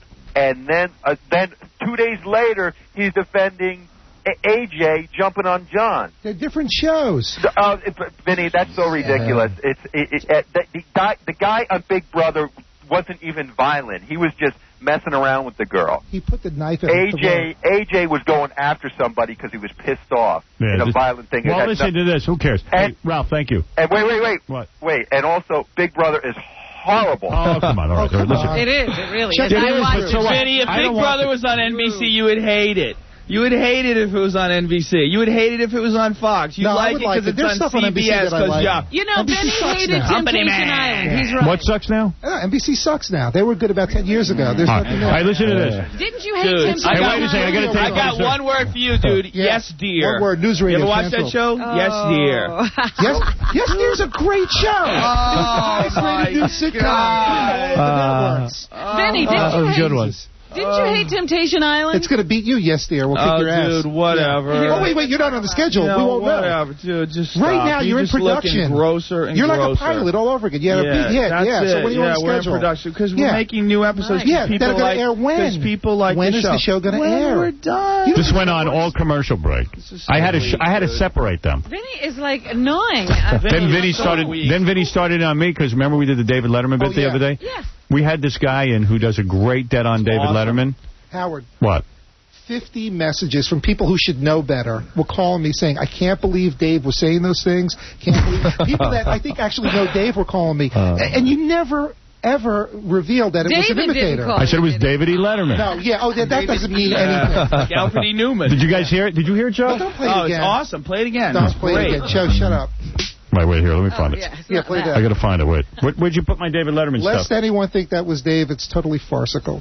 Did Dave say he was upset? I don't know, but there are people that you know Did you talk better to Dave about it? This guy's funnier than Dave. This is not Dave.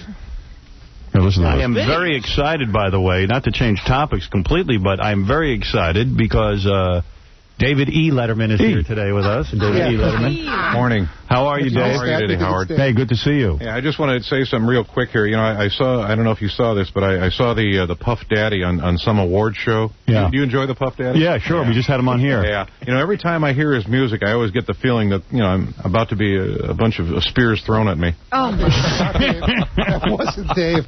Howard, please stop. Come on, relax. It's so funny. You're like Billy Crystal here. Look at you. It's not funny. It's not fun. It's not funny. All right, let's listen a little more. This guy's so good. Sean, listen to this. By the way, Dave was telling me, Dave, thanks for coming on. It's hard to get David Letterman on this show.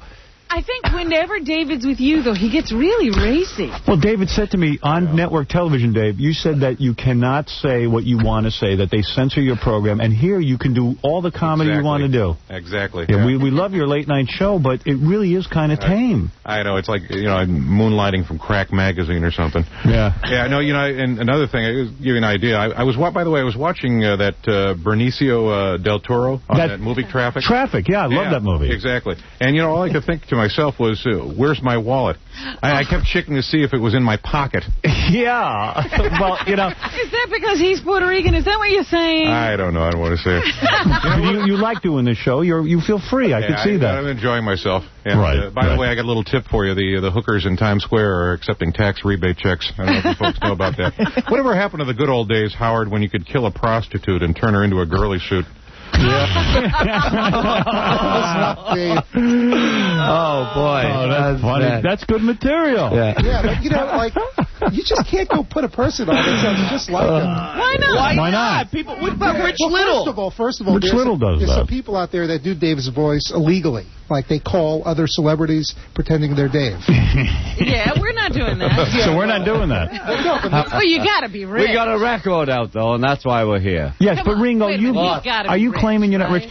No, I'm loaded. No, when they put out like the new... I'm loaded. Okay, let's get it straight. I am loaded. No, I know Paul is worth more. You're loaded. I'm loaded. No, but I know Paul is worth a lot because of the publishing. Paul's worth nearly twice as much. Right. Have you seen Paul recently? Yes. You have. And the new girlfriend? Fabulous. I'm shocked that so right after Linda that he gets involved with another serious relationship. Why not play the field? Well, you know, you'll have to ask him those questions, but you met this very nice girl, and that's what happens. I think he's an amazing guy, you know that? Yeah, I think that he is one of the most loving people, and I don't know, you know him personally. Yeah. I think this guy is full of love, that he could stay in a marriage, being one of the Beatles the way he did. And no cheating? I mean, I don't know, was he cheating? Not with me. Did you ever see him messing around with any other broads? He wasn't like that. Really? No. I mean, like John, he was with Yoko, but he was cheating on Yoko. Yoko even sent them out to bang May Pang. Well, just for a short while. Right. So I'm saying John couldn't keep it together. You've been through a few marriages yourself. Two. Couple. Two. Yeah, and I haven't cheated either. Yeah, look at your wife. Hubba, hubba. Hubba, hubba, hubba. Don't start that. You got the best-looking wife. You did out of all the Beatles. What happened to your wife? Let's talk about that. Yeah. You got famous, you made money, you started playing the damn field, didn't you? What, are you going to come in here and beat me up? Yeah, sure. I have to tell Ringo, I knew you hadn't told him. Yeah. He's all upset about the information. Where'd you hear about that? Look at you now. You're parading around with some tall blonde. How do you know that? Are you faithful to this woman? Yes, I am. Yeah, you are. Sure you are. You're a funny guy. Yeah, sure. Yeah, you're real funny. No, but you live in Monte Carlo. I live in Monte Carlo. And you travel the world. I travel the world. And the seven seas. I have a home in California, the place I love. Wow, that is beautiful. And I got to tell you something. When I quit this stinking business, I will live in Monte Carlo. Because yeah, it's no good for Americans. Why? Because wherever you make a buck, if you're American, the government takes it. They can find you. It's true. England, Britain has some sort of old treaties. You have to worry about taxes because you didn't get the publishing money that Paul gets. I know, the boogers didn't give me any. Right, so and the Beatles hardly toured. But let me ask you one question. When you guys put out a Beatles, like that new Beatles album that just came out. Number one. Over 22 million copies sold. Okay. So you gotta get number one in 35 countries. Can you dig that, though? Can I ask you a question? It's phenomenal. I mean, you are the Beatles. I mean, this is unbelievable. And to me, the thing that I don't understand about the business, do they have to come to you, Ringo Starr, and say, we want to release this album? Yeah. They do. Why did they have to come to you if you didn't publish those songs? Well, because I'm the musician. The performer. Yeah. But they also have to sit with Yoko, and I don't know what she has to do with anything. Now, when you sit down, it's you, Paul. Yoko takes the part of John in business dealings in our company. Oy vey. They have board meetings and everything. Well, that's why they're called board meetings. They're very boring. Well, they're actually not bad. I mean, we had one just a while ago, and it was very successful. And, we have to look at our company. I mean, we're not daft. And, so who sits there? It's you? The last one was Yoko, George, and I out of the Beatles. But before that... No Paul? No. Before that, in March, Paul, Yoko, George, and I had a meeting. You did? We do get together occasionally. Doesn't happen every year, but lately we're getting together. And everyone says, hey, let's put together this Beatles #1 record. Well, it comes through the office where someone's got an idea, and we say, put it together and let's see, and let's hear it, and we say, okay. It's a good idea. Yoko actually gets more of a cut than you do because John's got publishing. She doesn't get any cut of mine. She gets the cut on the publishing. Of John. Please. Even though you're the musician. Yes. Oh. But she has equal say. Not the writer. And does she voice opposite opinions? Is she difficult to deal with in these meetings?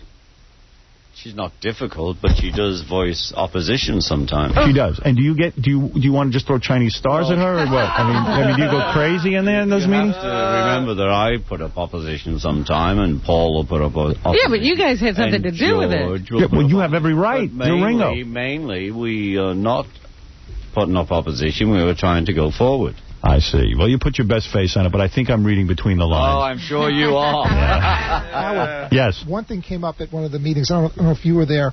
McCartney asked... The meetings, were you there? No, but I heard about this. McCartney asked... He reads the internet. Hold on. No, this is a valid point. Big Brother McCartney, I think, asked Yoko for permission to change the order of Lennon-McCartney to say McCartney-Lennon on yesterday. Yeah. And Yoko said no. Well, she's protecting John's rights. She's right. I'm only telling you her point of view. Right. And it's right, Paul did ask for that. And does that come up at the meeting when you're there? Or as far as I'm concerned, they can call it what they like. Ringo, isn't it crazy, though? Who cares if it's McCartney-Lennon or Lennon-McCartney? Well, at the moment, Paul does. He does? Yeah. And do you say to him, hey, listen, it's... No, I say if you can get it, you can have it. Don't you think it could be perceived by the fans the wrong way, too, because John is dead... After John's gone, he's rewriting his more credit or something? It's not so much history, for God's sake. I mean, it's just the music history. Right. It's a big deal. It's something he wanted, and, he asked for it, and at this present time, he's been rejected. But why didn't you vote... If everyone has an equal vote, why didn't you back up Paul and say, okay, Paul, I give you my vote? He can have it as I've told him. That. You did. As far as I'm say concerned, it can be McCartney-Lennon. You don't care.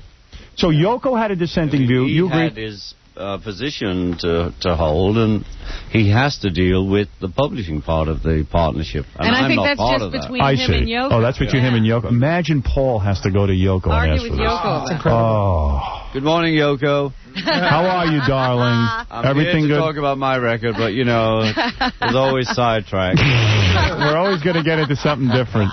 It's either going to be about broads or business, right? I mean, that's what this whole thing is about. I like the whole Monaco thing. Yeah, well, let's go. I'm learning something about that. Well, but it won't work for you. Won't work for you. You're American. By the way, I got to say, you look terrific. I read in the paper. Marvelous. Yeah, you look like they said in the paper you were 61. I couldn't friggin' believe it. Yeah, you look great. And of course, I got to ask you about George Harrison's health. I thought it was tacky of this mutant. What's his name?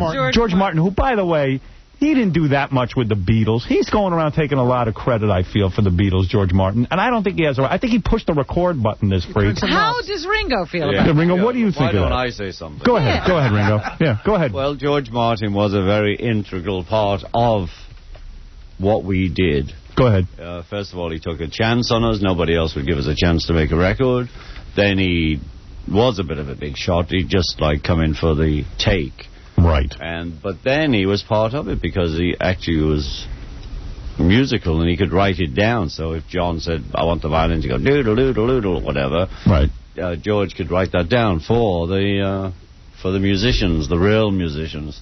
Well, George was very important. We cannot put really? George Martin down. Yeah. Well, George, and he held it together a lot for the madness that went on. Also, I see him now taking. Now, I don't know. See, George must have said this to somebody. Yes. Which created this madness. Mm-hmm. Well, let me tell you what I see here. George Harrison had a private meeting with George Martin recently. Who said? I do. 2 weeks ago. Oh, you said. I am telling you, 2 weeks ago. Trust me, I know more about the Beatles than I do. Than you do. And yeah, you don't know that much about the Beatles. No, I don't. when they play Beatle Trivia Pursuit, I always lose. Really? I want to because I'm going to introduce you to someone in a minute. But first, let me just say this: George Martin came out and said, "Hey, I had a discussion with George Harrison, and he is dying, and obviously he is dying. He has brain cancer, tongue cancer, throat cancer. He's not dying. He's recovering, and the man has a right to die in peace. He wants to be left alone. He's dying, and it's sad." Why are you telling Ringo this? I have to tell Ringo. I don't agree with you, Howard. Why? Well, because he's had an operation and he is recovering. He's in remission. No, I have to prepare you for this. Brain cancer is I don't know anyone who survives that. Right? I'm seriously, Ringo. I'm not making a joke or anything. No, but my daughter had a tumor on the brain. She's surviving, and she now has been clean for 4 years. So, maybe you got a point. It depends on where it is. All right.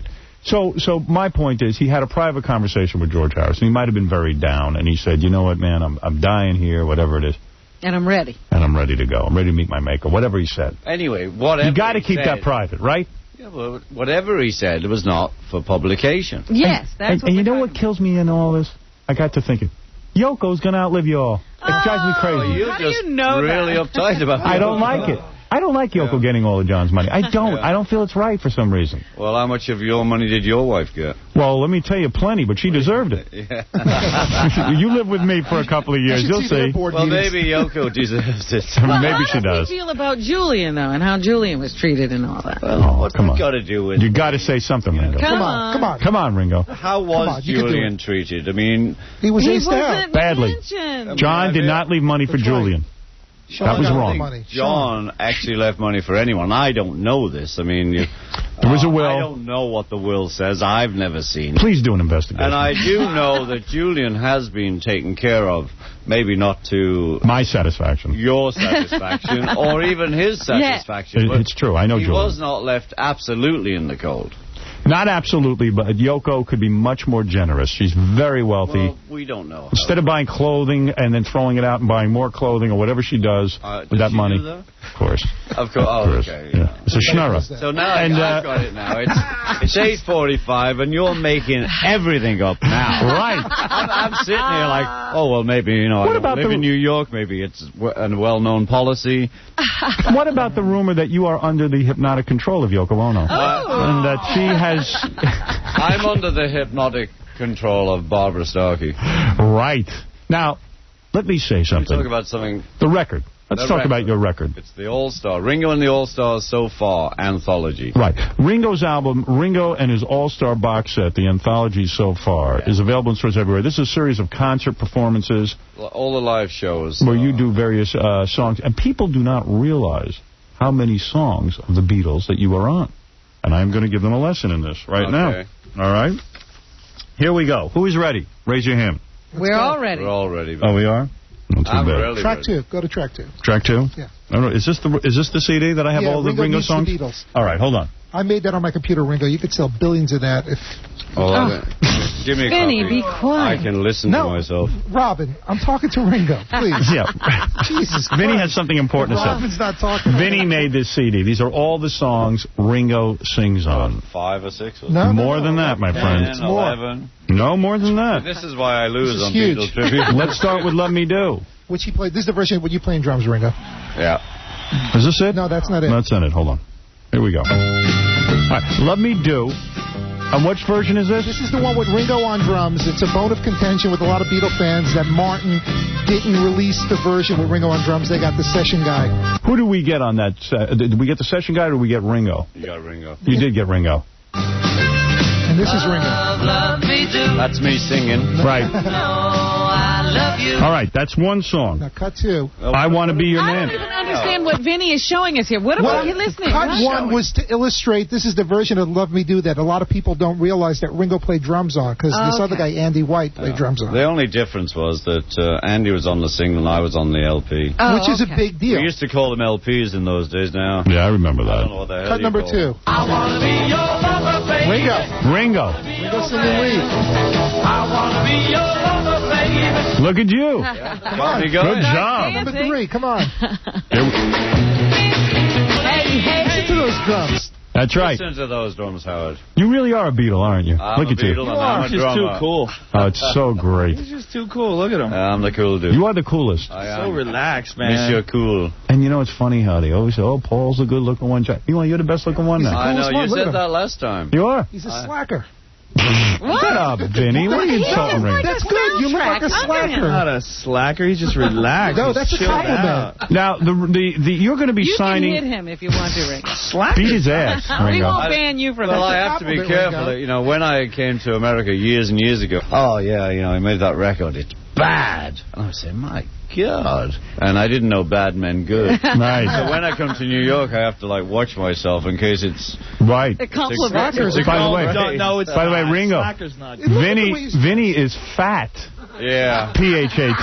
P-H-A-T. See?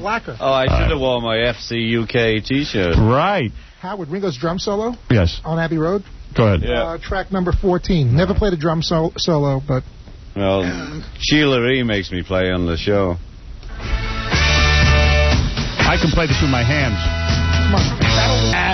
All right. Did you hear that, what I just did? Yeah. I'm afraid I did. Wait, listen to this. Listen to this. Wait, hold on. Tonight. Was that it, Ringo? No. I didn't think That's a tantrum. I'll get out of here. When you see the TV show, you look very dynamic. Yeah. I only wish I could play the drums.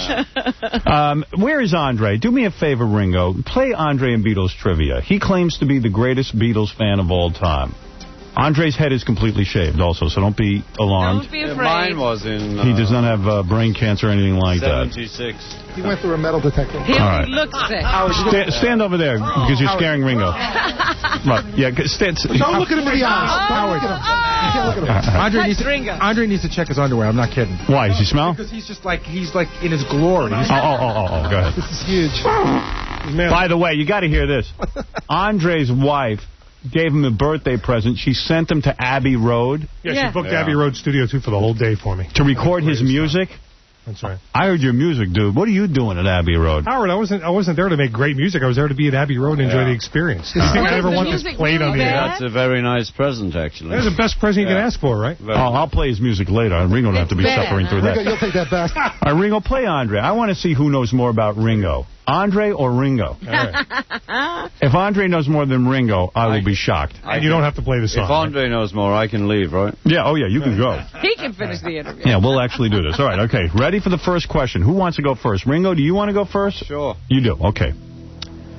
While on a boat in Sardinia, an unusual lunch inspired what song? Octopus's Garden. Ringo is correct for 1 point. Well, I wrote it. Well, how do we know you know that? Could have been stoned. Who knows? What are you trying to say And you know here what with happened? these The captain of that boat, we ordered sort of fish and chips, and because that was the couple of weeks I'd left the Beatles because I couldn't take it anymore. Really? I can't imagine. He was the first Beatle to quit, actually. What, Ringo, why couldn't you take it? Seriously. Well, because it just wasn't working. Paul was telling him how to play drums on Back in the USSR. Hey, Vinny, could you let Ringo answer that, please? Oh, my God. He never admits that stuff. Yeah. What do you mean? Paul was telling you how to play drums? No. He has, but that wasn't the reason. I don't care what this guy says. Thank you. You know, who seems to feel he knows everything. I'm sorry, Rick. My goodness, Vinny. I just felt it wasn't working out, and I left. And was on this boat. But when you say it wasn't working out, not fun you're part of the greatest group in history. It just wasn't happening for me, and I thought, musically? I thought those three were really friendly, and I wasn't in the group anymore. And I went knocking on, first of all, to John, who was staying at my place, and I said, "Oh, you three are really getting on. I feel like it's not working for me." And he said, "I thought it was you three." Really? And then I went to Paul and I said, well, you three are really getting on. I feel out of it. And he said, I thought it was you three. So I said, well, I'm going on holiday. Wow. And where did you go? Sardinia, and wrote that damn song. That's where you went and you wrote Octopus's Garden? I did, yes, because the captain gave us octopus for lunch. Was there a deeper meaning, though? And yeah, I mean, it was very deep, because then he told me about the octopus who makes a garden around where they live. They go and find shiny stones, or a lot of cases tin cans now. So it was literal. It wasn't that the Octopus's Garden was the Beatles. No, but what it made me feel was that at that point in my life, I would have enjoyed being under the sea in an octopus's garden. Right, in the shade. Rather than with those three other guys. In the sun. Wow. Yeah, because why would Paul McCartney, after all the years, start telling you how to play the goddamn drums? Paul wanted a certain drum pattern, that was all. Yeah, but that wasn't it. I mean, you know. That wasn't the thing that drove you away. No. There was a lot more than that. Next question. Hey, Howard. Vinny, you have anything to add to that? Well, can I just jump in a second? What? Just because Ringo's people get a little wound a little tight. Could you just plug the record in the signing? Yeah. Well, there's a signing. I'm just so excited to have Ringo Let's here. say why we're here. All right, Ringo First of all, we're here. Yeah, he doesn't just come to talk to Ringo and the All-Stars, an anthology so far. By the way, that's the record in your stores. And it's fun because what's happening at 12:30? All right, Ringo will be signing CDs today at FYE 1290 Avenue of the Americas in Manhattan from 12:30 to 1:30, which is very important because you're only going to be there the hour. I'll only be there. So if someone gets there early, you will sign their stuff, which is very valuable to have your signature, right? If they're lucky. Yes. Ringo and his all-star band are currently on tour. For more information, you can go to ringotour.com if you want to get all the information. But the box set, by the way, is terrific because it's these live performances that are quite joyous with musicians and doing a lot of the songs that people love. There's so many different musicians. It's the only chance you'll get to hear, you know, Joe Walsh playing with Dr. John, or, you know... Jack Bruce. I love Jack Bruce. Playing with Dave Edmunds, say. I mean, the combinations are very exciting. Well, you are able to get musicians that other people aren't. Let's be honest. Yes, I am. Yes, you bring them all together. Yeah? Yes. It's like you get people on your show. I do. I do get them on the show. I got Andre here today. There you go. Hey, Howard, can I ask Ringo a question? Okay. I always wanted to know, Ringo, what did you think of the drumming on Back in the USSR and Dear Prudence, the songs they recorded when you left? Yeah. Well, Back in the USSR is very good. What do you mean? You didn't play the drums on Back in the USSR? No, I was saying before. That's when you split. Yeah. But Vinny, let him answer. What are you doing? Vinny, I just said he thinks he's Vinny's too excited. Why don't you go and have a cup of tea, Vinny? Sorry. Yeah, Vinny, no. Leave. That's what Ringo's saying. He's too nice.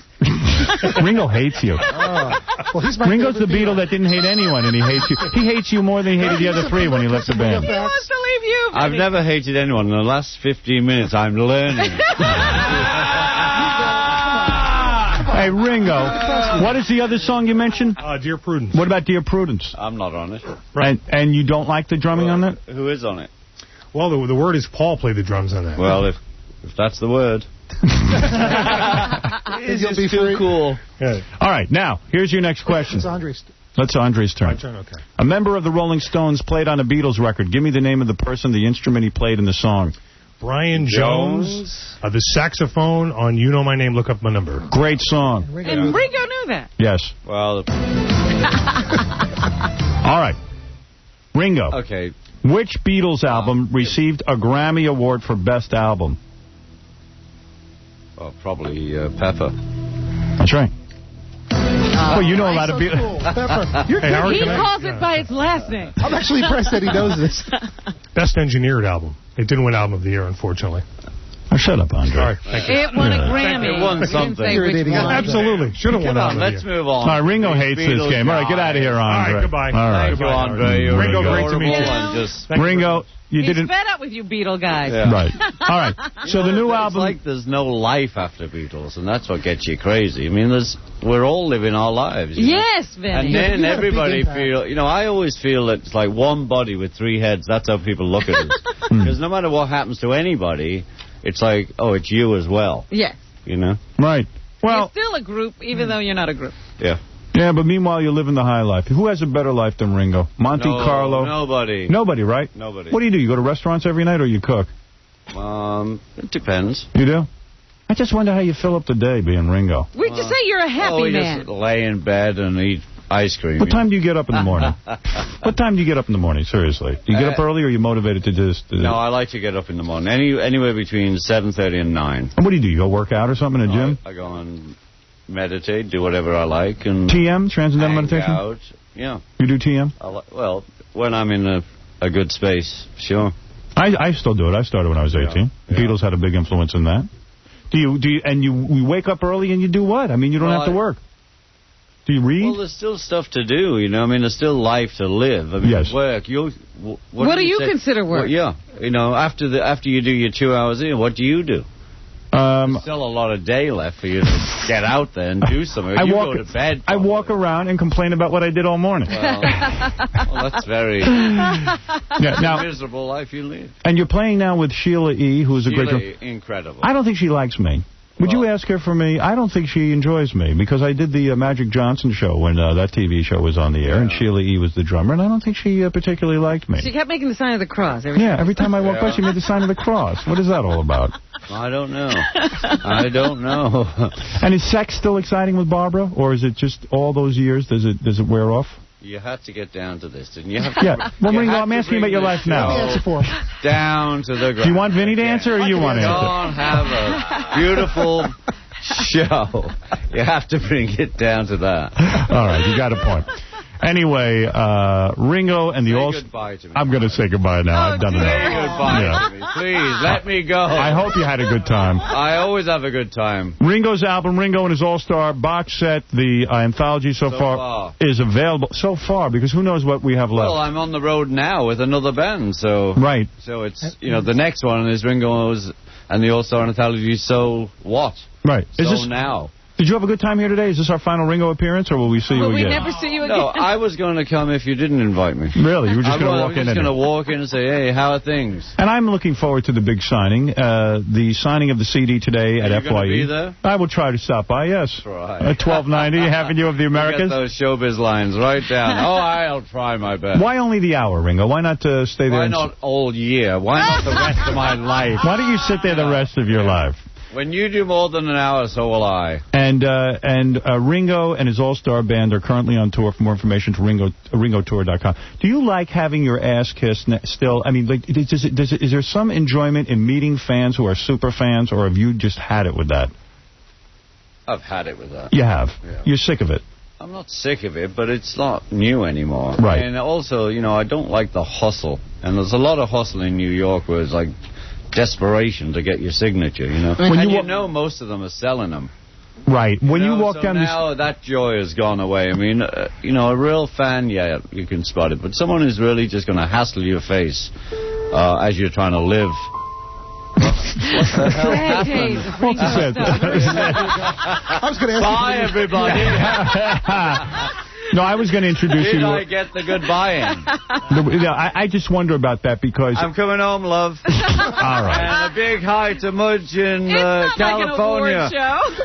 And I want to thank you for coming in here. It's always a thrill. Let me play a track off the new record as we go into the break. That's why we're here. Yeah, exactly. What am I doing? When is that going to happen? When I'm going to come somewhere and they're just going to talk about what I've got happening now. It's never going to happen, Ringo. Give it up. We love everything. Give up that dream. Okay. You can't be uptight about it. Your history is rich. Do I look uptight? Yes. Get lost. He's a slacker. Yeah. All right, hold on. Be quiet, Benny. Be quiet. All right, let me play something, okay? All the slackers. Hey, Howard, you got CD1 there? Yes. Why don't you play, I think it's track 3, they want you to play Iko Iko with Dr. John. Yeah, all right. Iko Iko. From Ringo's All-Star box set. So far. So many different people performing on this record.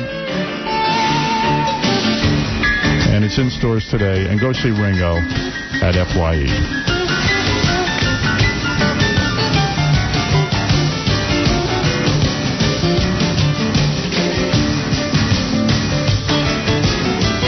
Do you still get a charge out of hearing it on the radio? Yeah, I do. You do? Yeah. I like this guy. Yeah, Dr. John. Dr. John's good. Fabulous.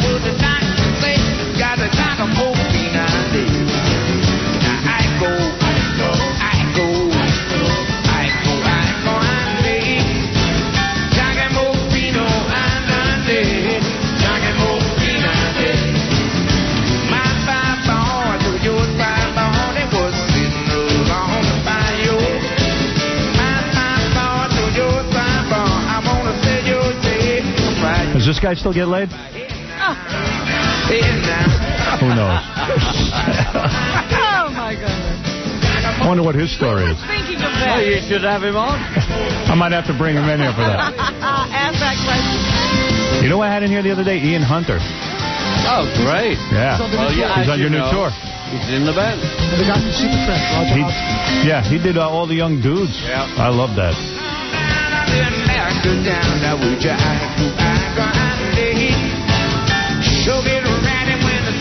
Paul's girlfriend has one leg. Did you know that? Oh, my God. Yeah, that's true. He's using it on this album. But 2 feet. What do you mean he's using it? Don't look at the edit. Ringo's going to hit Vinny. Get out, Vinny. Thanks, Ringo, for being here.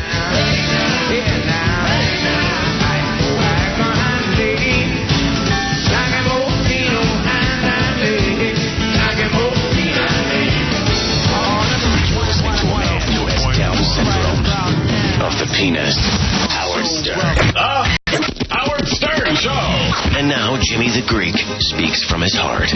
Or his ass. I'm telling you that the black is the better athlete, and he practices to be the better athlete, and he's bred to be the better athlete because this goes back all the way to the Civil War, when during the slave trading, the slave owner would breed his big black to his big woman, so that he could have a big black kid. See, now I mean that's where it all started. And now the world's most famous black man, Howard Stern. Thank you. Couple of pieces of business real quick.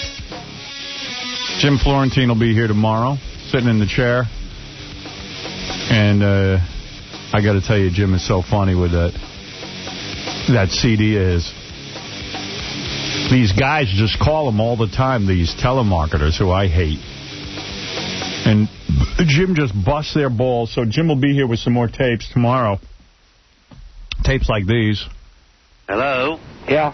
Hi, my name is Bob. Almost what I wanted to do is, you were interested in maybe getting together, setting up an appointment and reviewing some of the finances? Yeah. Is it a bad this is the one you heard. No, it's fine. Okay. Sounds like I'm getting in the middle of a workout. No. You only wish. I suggest that we get together. You might want to come by the office. Yeah, let's get together. So, when would you like to set something up? As soon as possible would be great.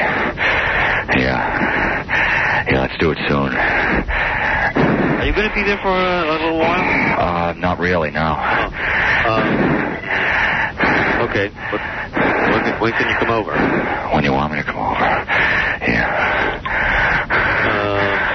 Tomorrow. Tomorrow will be good. Yeah? Yeah. So do you want to do it in the morning? Yeah, I'd like to do it in the morning. Okay.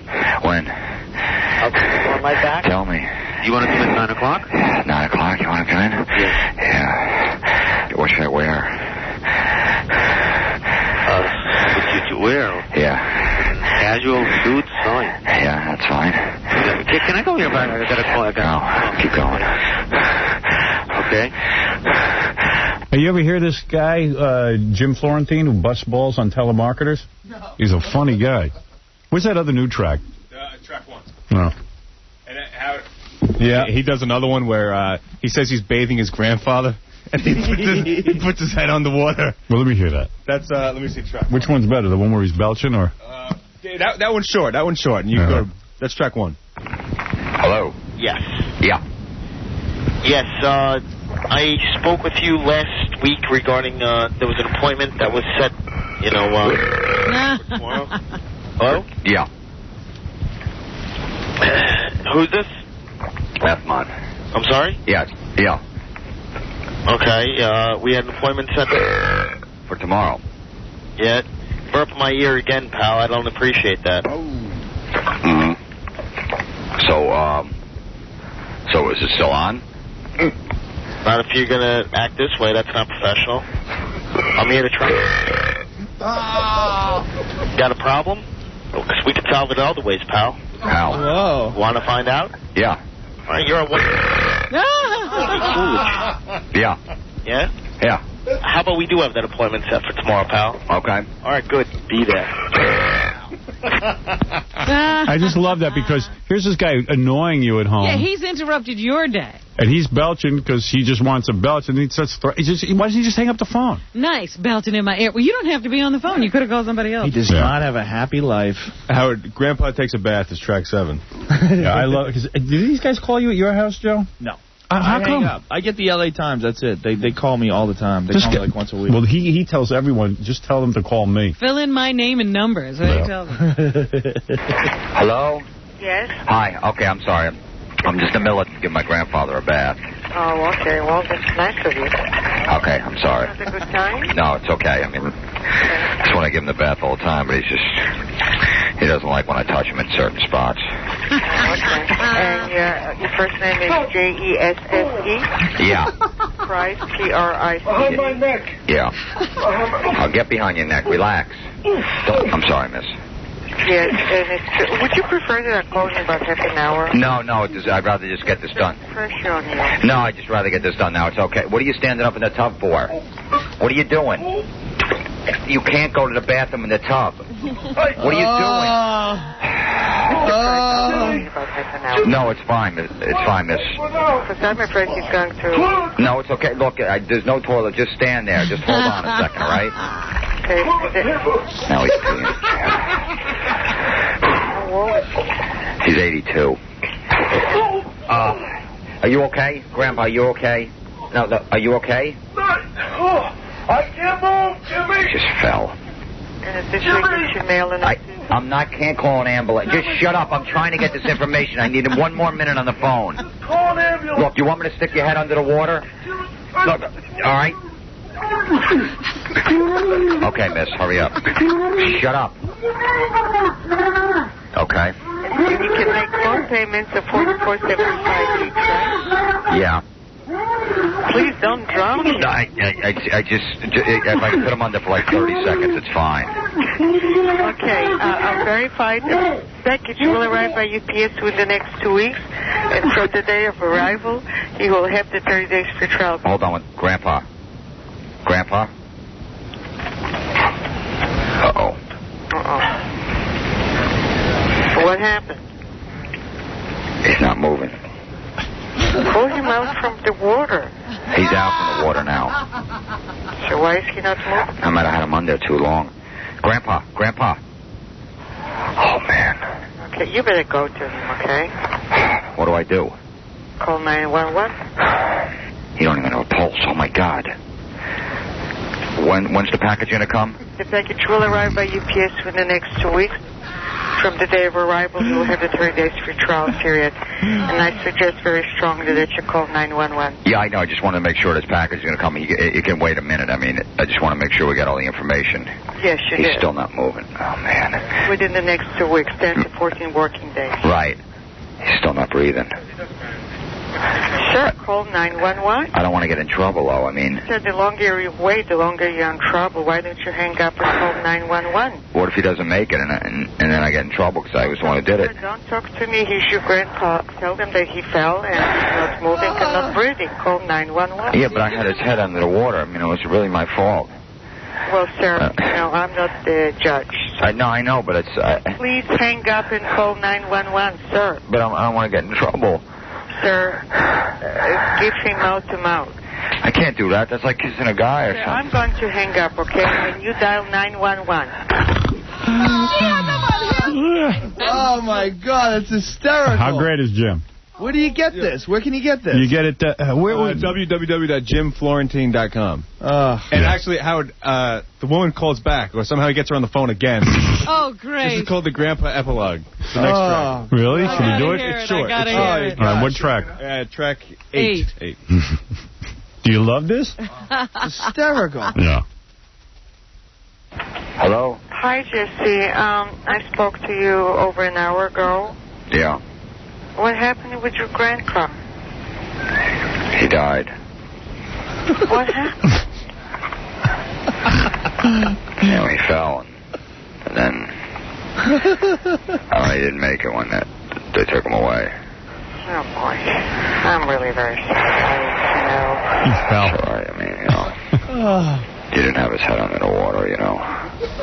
Well, you know, I was just trying to get the information for the thing, you know. I just don't know what to say. I don't know what to say either. Oh, my God. He shouldn't have stuck his head under the water, but I just wanted to get the information. Well, maybe it was time to go. Oh, my God. I don't know how I could. No, don't think about it, okay? Yeah. Okay, be well. All right. So it's coming in 2 to 3 weeks, you said, the package. Is this guy a comic? Is he a stand-up comedian? Yeah, he's a funny guy. He's a real funny guy. That is too funny. Yeah, he's got a whole CD out of tons of them. All he does is screw with telemarketers. That is brilliant. There's actually another one where there's a dating service that calls him. He tells me he's a pedophile and he's looking for boys that are like 12 years old and stuff. That was a good one. Well, anyway, he'll be here tomorrow. Jim will be in. Jim Florentine. He's a cool got guy. a million of them. Yeah, nice guy. Okay, so in honor of Joe being here, Joe Rogan, host of Fear Factor, which is Mondays at 8 o'clock. In honor of him being here, somebody sent us up some testicles from a bull. Howard, not somebody. The people from Fear Factor sent them. Oh, they did? Special stock. They had some on hand. Why do I keep saying bull? It's not a bull. Well, those are bull. I think the ones we had were buffalo, which are quite a bit larger. Oh, really? Yeah, did you see them? Yeah, these kids the buffalo ones are about the size of a fist. These bull testes are, I guess, a little smaller, but... Maybe they are buffalo. Howard, these are nice and gross, believe me. Oh, they're pretty stanky. Hey, one of our interns wants to eat them, but I don't know why. Bring him in. Let's talk to him. Let me see what these testes look like. Testicles. These aren't nearly as disgusting as the ones we had. The ones we had were covered with veins. Muscular. Must be young, these. Muscular. round. Oh, there's Chef Bobby, everybody's favorite chef. Hey, Howard, how you doing? Hi, Robin. Chef Bobby, you sure these aren't your balls? No, these are not. Oh, no, those are the ones from Fear Factor. It's the same size. Sure it is. Turn around there. No, look, these. No, Joe, what do you... Joe. Wait, give me these. Big. Okay. Joe. No, those are just pokes. What are these? That's the same thing. No, ours were bigger. Well, you know what? We had a couple that were maybe that size. Yeah. We had some that were quite a bit This bigger. is them. Yeah, 1 second. Yeah, what? You know, it was a really funny moment when I had to call Chef Bobby and ask him if he would cook these up. You know, he didn't know I was sending them. And there's this long pause, and Bobby goes, if I get involved in this is not considered gay in any way, is it? I'm like, no. We had to check. Relax. It's not gay. Get the water. Hey, Chef Bobby, why don't you just take your clothes off so we can see your ass? Listen, as long as you're naked when you're cooking it, it's not gay. Yeah.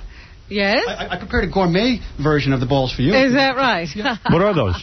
This is the same balls, but sliced on a bias and served with a sautéed polenta and herb cake. All of a sudden, he's got a special. And a balsamic vinaigrette. Yeah, that I could get through. Okay. Why does somebody want it? Why does our intern want to eat these, Casey? I don't know. I think he's like a wacky guy. No, bring him in. All right. Hey, Bob, come on. Okay. See you, Chef Bobby. Thank you. Hey, Chef Bobby, thanks, man. That's Chef Bobby. Take care, guys. I love how he always puts the garnishments, even on the testicles. He's a kick-ass chef, that Chef Bobby. If Chef Bobby boiled these testicles, I bet you they're good. This is, by the way, Justin, one of our interns. Justin, why do you want to eat these? Seriously, I think Fear Factor's a joke. I love the show a lot. I think Viddy's talking out of his head, but I mean, for all that kind of money, I think it was ridiculous. The two girls are like, oh, not even for $50,000. Like, you think it would be easy to get this down? Yeah. I mean, look, they're not going to put something on TV that's going to kill you, right? Right. So what's the big deal? I mean, I could use $5 right now, you know? Sure, dude, if you want to eat them, go ahead. But enjoy. Do we have Bon a prize? appetit. Just eat a little of it. I don't need Don't eat the whole damn Maybe thing. he'll like them. What are you going to give him for it? Ooh, let me see those things before. Dude, you got to negotiate for yourself before you eat this. Get something out of it. Oh, those are the size like big Easter eggs. You know? Yeah. They're huge. Those are testicles. I got some good stuff. What do you got for him? Tell you what I'll give you, my friend. I will give you a trip for two to fabulous Las Vegas, Nevada, including round-trip air, 3 days, 2-night deluxe hotel on the Las Vegas Strip, courtesy of TravelWorm.com. Travel deals that won't cost you an arm and a leg. And I'll tell you what, I'll throw in a BlackBerry. Call 1-800-356-4932 that's nice. Yeah. 4932 to find out more about Earthlink Wireless. Sweet. So there you go. A trip to Vegas and a BlackBerry. Hey, can Thanks, we all Jerry. eat balls? What'd you say? Didn't think of it. Can we all eat balls for... I'll be quiet, Benji. This isn't about you. No, I need a BlackBerry. You know what? Benji's done a lot worse stuff than this, just living. I know. Wearing the same pants all week. Would you rather eat those or like kiss an old lady like Benji did? I'd rather eat these, man. Let me see. Just eat. Don't Take even a bite. Yeah, don't even eat the whole they thing. are gross. It smells like chicken. All right, you're holding a ball in your hand. Now, I'll explain to you what you have to do. Yeah, you Joe. have to bite through the outer membrane and peel it apart. Oh. Like an apple? Yeah, you can't eat the outside. It's like literally trying to eat leather. So just chew through it, peel it apart, and get at the meaty core. Yeah, you said that on the air. The meaty core. Yeah, that was gross. Make it as nasty as possible. The meaty core. All right, You gotta bite into it. That's where the chicks lost it. They bit it in and they just went. Bleh. Hey, can I just stop? You know, there's another intern that wants to do it. You want to have a race? Oh, all of a sudden he wants to do it? Yeah. No, come on, man. Why are you ruining this with the race? Well, why don't you take the challenge, man? Whoever wins. Now it's Fear Factor. Yeah, but then you got to decide. The little who ate dude looks faster. crazy. Look at him. He's ready to throw down. Look at him. Hey, come here. Come over here and sit Oh, down. man, Mikey. He'll eat anything. Little Mikey wants to eat balls, huh? Mikey, you want to eat some balls? I'd love to eat some balls. Really? You think you could eat it faster? I don't know about eating it faster. I'd take my time with the balls. I don't know. What does he want to savor it? I don't know, man. You don't have to eat the balls. You just eat the balls there, Justin, because you know how many Justin, guys... bite into that and rip that man. You know what? I can't even get into it. We should make Vinny eat one of these if Fear Factor kicks ass next season. What do? You're biting through the membrane. It's disgusting. That's what you gotta do. You gotta dig in, man. Can I, squeeze it really hard? To just Yes. No. You gotta bite, just like the contestants. Bite through it. Bite and chew and pull it apart. Just bite it like a man. Yeah, Fear Factor's a joke. Is it opening up? You know what? Go towards the end where it's already bursting. He got it. He's peeling it. That's what I thought. Those are real testicles. That's disgusting, man. Don't eat that damn thing. Oh, you can't go to races if he doesn't. What does it taste like? Hold on.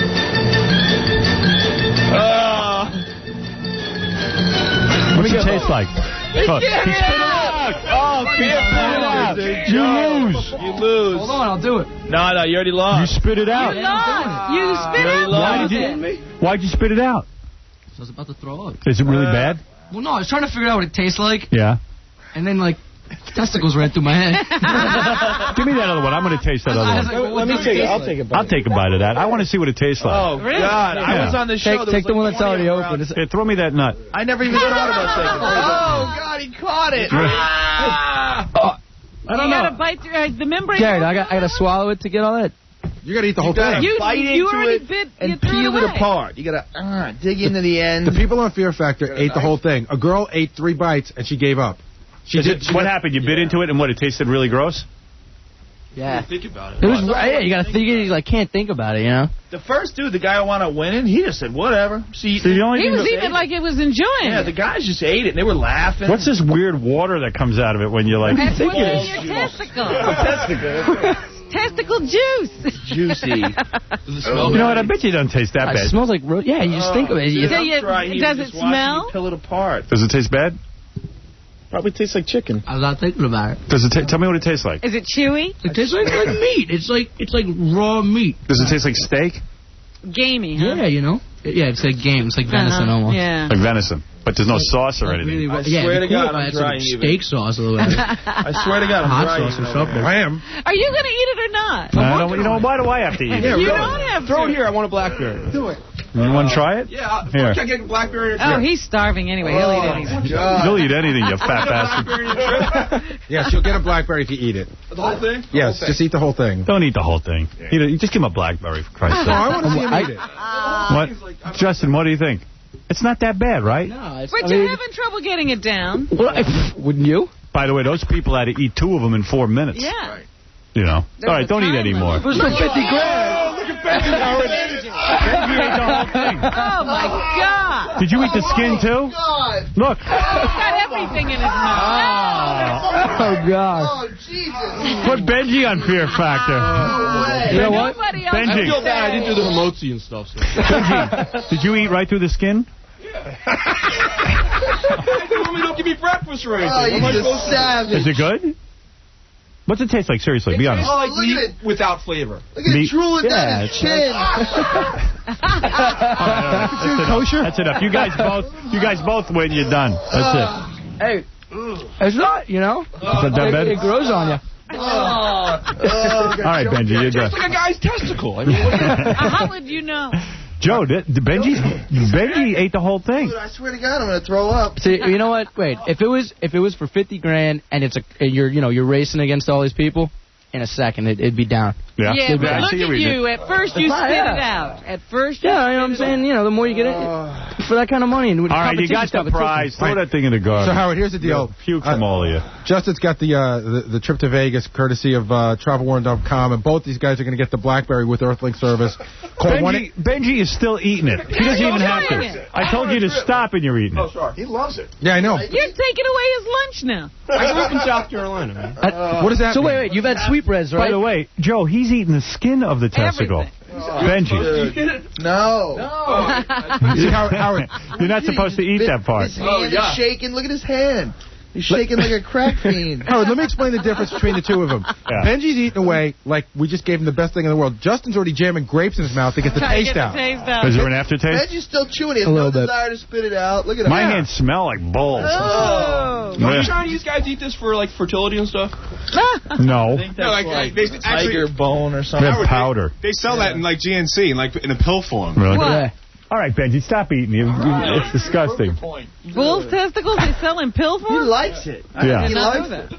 You do like it a little bit. All right, to be honest, I was raised on bull testicles. You're looking. All right, anyway, we're going to do the news now. Justin, you've got your prize. You got your BlackBerry from Earthlink. And you know what? Let me just say, you can visit earthlink.net/BlackBerry for more info. Right, and also got that great trip to Vegas, TravelWorm.com. Travelworm? Okay. Travelworm. Those guys rule. He's still chewing. He's eating. Because he's a nut. He's crazy. Benji will eat the whole thing. No problem. Splattered some in my ear. No. Pat, you're on the air. Yeah, Howard? Yeah. You guys are fags. Who is? You guys with the balls. I'm no fag. It's a bull? Well, you wanted to touch them. Yeah, I was going to eat it, and I said, why am I eating it? He caught it. I don't know, maybe I'll come down there for Robin. Yeah. Huh? Whatever. What the hell did that mean? Who knows? Yeah, Joey, what is it? Howard, I got a great idea for you. Why don't you do a show called Queer Factor, where you take a bunch of straight guys and send them down to Greenwich Village. Give them different tasks. I don't know. We'll what do you think? About it. I don't know. I have no idea how to respond to that. I was thinking of that as being one of the stunts, that dudes were going to have to make out with other dudes with That's cool. Yeah, for like 30 seconds. Oh, like my full God. That's great. Yeah, I bet you they won't survive that. Women can do it. Yeah, but you're going to bring, it's not a contestant kissing another contestant. You got to bring another guy. Yeah, we bring in like the gayest dude we can find. Yeah, bring in like that ever lived. I know the gayest guy ever lived, but he'd sue. We said who he was. But we thought about doing something like that, but I don't know. I don't think they would NBC sponsor. having a little problem with that? I don't think the Tell NBC to loosen up.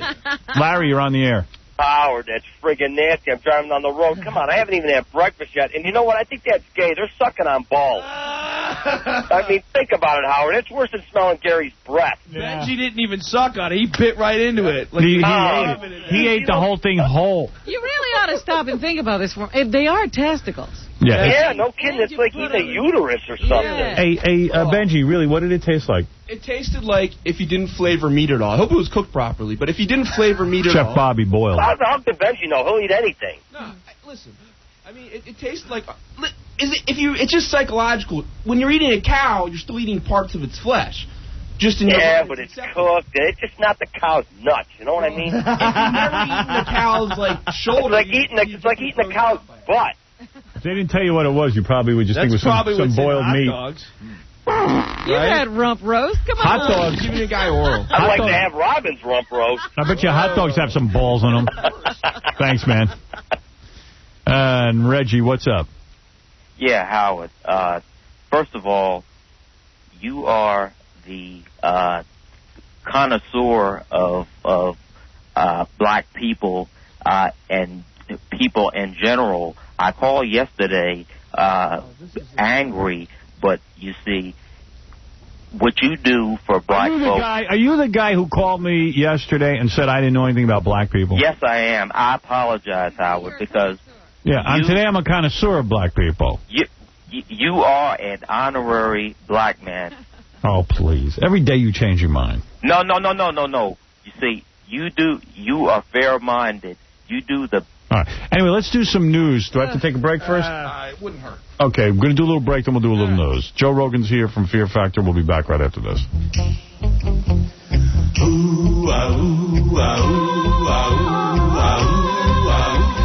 When you turn on your radio, there's only one place you should go for strippers who don't wear no clothes. The only show that doesn't blow is Howard Stern. Howard Stern. Howard Stern. Howard Stern. Howard's got a little thing, but it's okay, 'cause he's the king. He's Howard Stern. Howard Stern. Howard Stern. PC Howard Stern. Good God. You're listening to The Howard Stern Show.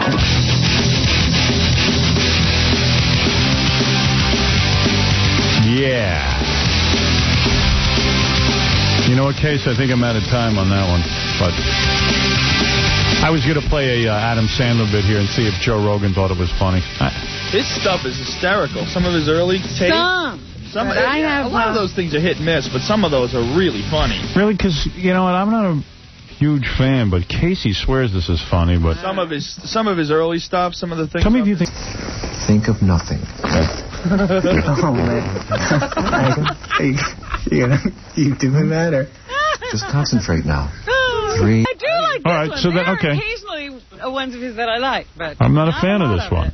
You're not a fan of that one? No, I don't know. And I love fart jokes. You know, I'm the king of fart jokes. I think that's hysterical. You do? Oh, I think it's very funny. All right. He tries to cough to cover one up. No, that was you. That was you. Wait, you're almost near the end, man. You're almost at the end. There is no end. I was going to say, he's about to lose me with this. But it was 9 minutes, but we cut it down to 3.5. Yeah, you got to understand, this is a 9-minute bit. I'm getting 9-minute bit. Yeah, we're doing the Star Wars edit thing. Feeling good. When you wake up, you'll feel wide awake and perfect. You'll feel whole. And already I ripped that one out there, and I apologize. I ripped a good one there. That was a nice out. And here we go. We're coming on. What was that, sir? I said 3. I'm counting. Like 3, okay. And 4. It's 5. And... Do you want a cigarette? No, I don't. Then my job is done.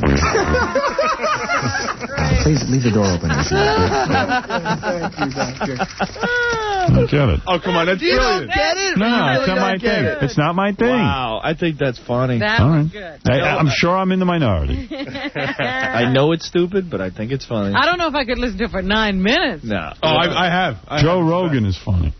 Host of Fear Factor. Well, that's for sure. And we got to do a little news for you. Express in the morning, Robin Clifford. Now that's funny. Gary Busey tomorrow. Savannah, the psychic stripper, the man who likes to have women vomit on him, will be here as well. Sorry you're going to miss that. Damn. Maybe I could move my flight. Where are you off to? San Francisco. Got to do stand-up at Cobb's Comedy Club. Fooey. Excuse me? Fooey. Oh, San Francisco? Fooey. Tell me what is going on. Do you know about this A&E show, All Request Live, that they do every once in a while? They bring in big stars, and they have them sing on this stupid show, but you can actually call in and request a song? That's right, Robin.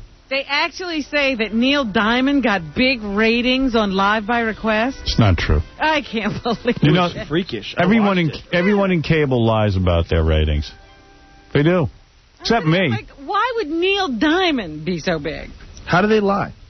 Well, they just kind of go, we had the number, they never tell you the real ratings. We had the #1 show in cable universe, arts and entertainment category. You know, it's there's always some number if you one. whittle it down to one little segment, you can find a win. They have no idea who's watching whatever. Or they'll go, Nielsen ratings just do not work. Wait, and then they go, we were #1 with, we were #1 Tuesday night in the cable universe, but don't forget, we were #1 only in the cable universe because we're only in 700,000 homes. You know, then there's always this long, contrived explanation when you hear it, and you know no one's watching. Well, they say that on Saturday night, Neil Diamond was the most watched live by request in A&E history. Oh, okay. So that could be 3 people.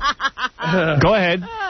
That's quite a feat. Did they give you any more information? No. Yes, they say he averaged 1.6 million households. What? What does that mean? Like, why is that not like, what do you mean 1.6 million households? I don't know what I mean. I'm reading.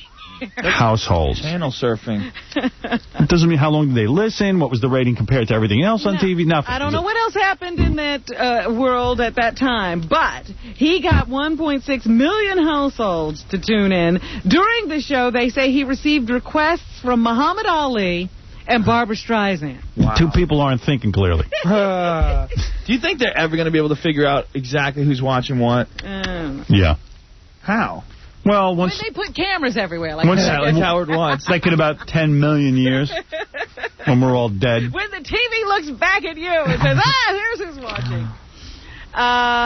We're constantly getting these reports of food contaminations now. We had a couple of people report that they got jabbed in the tongue with needles at a couple of fast food restaurants. Now a woman out in Ohio says that she was eating a bowl of chili at Wendy's and found an unrolled condom while she was eating. At least it was rolled. Unrolled. Oh, unrolled. So no one used it. What does that mean? Unrolled. That means no one rolled it down and you used mean it was like flat? It was new. Well, unrolled means it's opened up. Yeah. Yeah, so? That means somebody used it. No, it's unrolled. No, rolled means it's ready to be put on. Oh, unrolled. Yes. It means it might have been filled with junk. Right. It could have been. Oh. How do they know people don't just bring in a condom and slip it in their chili? I don't think they do know. You ought to do that on Fear Factor. You could easily do that, right? Have people go to McDonald's. That's Spy TV more. No, listen to this. Have people go to McDonald's and tell them, listen, within the last week, 2 people have bitten into needles, and one guy had a unrolled condom. Now you eat one of these hamburgers. I wouldn't do it. Show them the people working there. Yeah. By the way, you just don't know, like, because there's always these copycat things where, like, one woman legitimately might find a needle, and then 20 people in a row find needles. Yeah, well, at least this is not a needle. This is a condom. Yeah, all right. So I'm more likely to believe that. How do you prove? Bust a guy, like, trying to put a rat in something? All the time. Yeah. Like Kentucky Fried Chicken or something? Yeah, every week they do that. But this woman said she started vomiting and had to be treated by paramedics who came to the scene and then took her to the hospital. She has, of course, filed a lawsuit. Right. How many millions? Claiming that the owner destroyed videotapes showing him pulling the condom from the bowl and holding it up to the view of employees and the video cameras. So there you go. Another problem at one of these fast food restaurants. How about cooking in your own kitchen? Yeah. Nobody ever finds anything when they're cooking themselves. That's weird. You never hear about that. Jim, you're on the air. Morning, Howard. Hello, Howard. Yes. Hey, top of the morning to everybody. Hey, I just wanted to call and thank you about having Firebush back on Son of the Beach last night. Yes. Yes, Firebush. But I got to tell you something. Either her suit's getting bigger or her body's getting smaller. I don't know. You think she was more covered? Well, it was a little closer to the landed patch, so we say, last time. Yeah, well, I don't recall any edicts being handed down on Firebush's costume, but who knows? Stranger things have happened. As the producer, you weren't the one to issue that memo, huh? Well, no, I didn't issue it. I'm the EP, but believe me, lots of stuff goes on without me. Man, that's a funny show. Thanks, man. We love it. That show is really, really funny. And that's the best show on television. We just got picked up for our 3rd season. Awesome. So it's turned into quite a little something, and we're real happy about that. That show kills me. And we are the #1 show on FX in our cable universe. There you go. Wherever you go, Howard. How many households did you capture? 9 billion. Wow, that's excellent. Great. Yeah, we're in 9 billion homes. We broadcast into space, so we're estimating our potential audience. If aliens are picking it up, we're #1. They say Representative Gary Condon has no plans to address his constituents for the next several weeks, not until after a family retreat with his 2 adult children, whom he hasn't seen since the May 1st disappearance of Chandra Levy. And his secret life was exposed. So that should be a pleasant time for him. He's got to go meet. I didn't know he had 2 kids, but he has a son and a daughter. And I guess he's going to go huddle. You know, with them. dudes like that, you know he's got, like, other girlfriends, like, hanging around, too. Who, Condit? Oh, yeah, got there's tons. already been lots of girls. Where you been, bro? No, I mean, like, right now. Oh, yeah, sure. Yeah. Robin goes out with him. Please. Not anymore. No? Why do you think she calls him Mr. X? He's got a son, Chad, 33, and a daughter, Katie, who's 25. Wow. Are they changing their last names? I would. They're going by the one-name thing now. They found his brother, too, right? His brother was on the lam? his brother got arrested. Hi, I'm Howard Condit. Proud of. His brother's like a serious criminal, right? Oh, yeah, got a lot of problems. It wasn't that serious a criminal, though. I mean, he just had some minor. A lot of DWIs and stuff like that. It wasn't like armed robbery? Robbery. No. Oh, yeah? Mostly a lot more the drink and driving thing. Meanwhile, Chandra's relatives are hoping that the police will continue to investigate this case vigorously, so I guess her family's going on TV now. They were on the Today Show, and the aunt, who was one of the last people to speak to Chandra, talks about how Condit and Chandra were planning to spend the next 5 years together in a secret relationship. Number 13. This is, who's this talking? This is Chandra Levy's aunt. Oh. Linda Zamsky. Zamsky?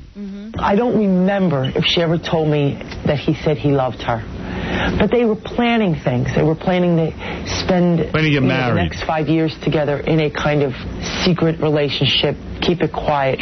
She wasn't the kind of girl that would make this up. The aunt knew this and yeah, she was, she was telling her aunt that she had this relationship with this guy. Everyone's going along with it? Who promises you a 5-year term? Yeah, I'm going to give you 5 years. 5-year increment. She might have been a cuckoo. Hey, here we go. You think the guy doesn't say, like, crazy things like this? I believe you clearly would say crazy things, but a 5-year term, doesn't that sound a little odd?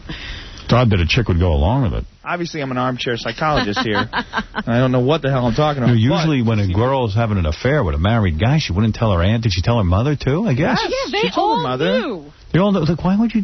that's awfully... Like, wouldn't you... If I was the kids, I'd say, listen, I want you to stop having this affair. And I'd say, Condit, you either stop seeing my daughter... Or I'm going to blow the whistle I'm going to blow the whistle on you, douche. Well, I don't know that they weren't thinking that would be more harmful to their daughter. Really? Just sort of going along and trying to ease her out of it eventually. Maybe it's like Elvis's, when he approached Lisa Marie Presley's parents and said, hey, I know your daughter's 14 years old and you're living here in Germany, but I could take her into my home and live nicely with her. She could have a much better education with Play me. with my monkeys, I'll get her some pills. Don't worry about that. I can't believe Elvis pulled. Elvis was the greatest poontang hound on the planet. Greatest pedophile of all time. Forget the music. I mean, he convinced parents to turn over their 14-year-old. Who would do that? How's that possible? How? That's what I'm saying. The guy was a genius. I just want you to know my intentions. I just love your little Lisa Peru. I would have said, Elvis, my daughter's 14, you freak. Yeah, and we're in Germany. How are you in love with her? I saw her at the concert. I want to take her home, dye her hair black, and ruin her life. Okay. Sounds like a good deal. With our blessing, go. Go, Godspeed. Take our little baby. How this happens. I'll keep her in a cage for 5 years before I F her. Okay, Elvis. As long as you have your word, you'll keep her in a cage for 5 years. Miss Zamsky says that Chandra left a message on her machine saying that she had big news, and her biggest regret at this point is that she didn't return the call in, a timely fashion, and she doesn't know what that big news might have been. I know what it is. Pregnant. No, that she was going to be, she was going to disappear and be killed, and she's going to be the biggest star in the country. That's big news. My name is going to be worldwide. I can completely understand her parents pursuing this and everything to the utmost, but how frustrating would it be if your kid was missing and it wasn't a famous case? Oh, man. See, all these resources poured into this. That's exactly what's happening to the parents of every other missing girl. Why does it, all these cops and all these people that could be assigned to these other missing persons. There's 100,000 missing persons cases in this country right now. Right. 98,000, actually. Thank you. They just dropped? Just missing cases? He just solved a few in the commercial. I didn't want to be a liar. He found 2,000 girls. I was rounding it off, and I said, why? When you know it's 98. Just say 98. Well, what else is in the news? Ms. Zamsky would like Gary Condit to come clean with the Levy family. Number 14. Okay, number 14. Wow.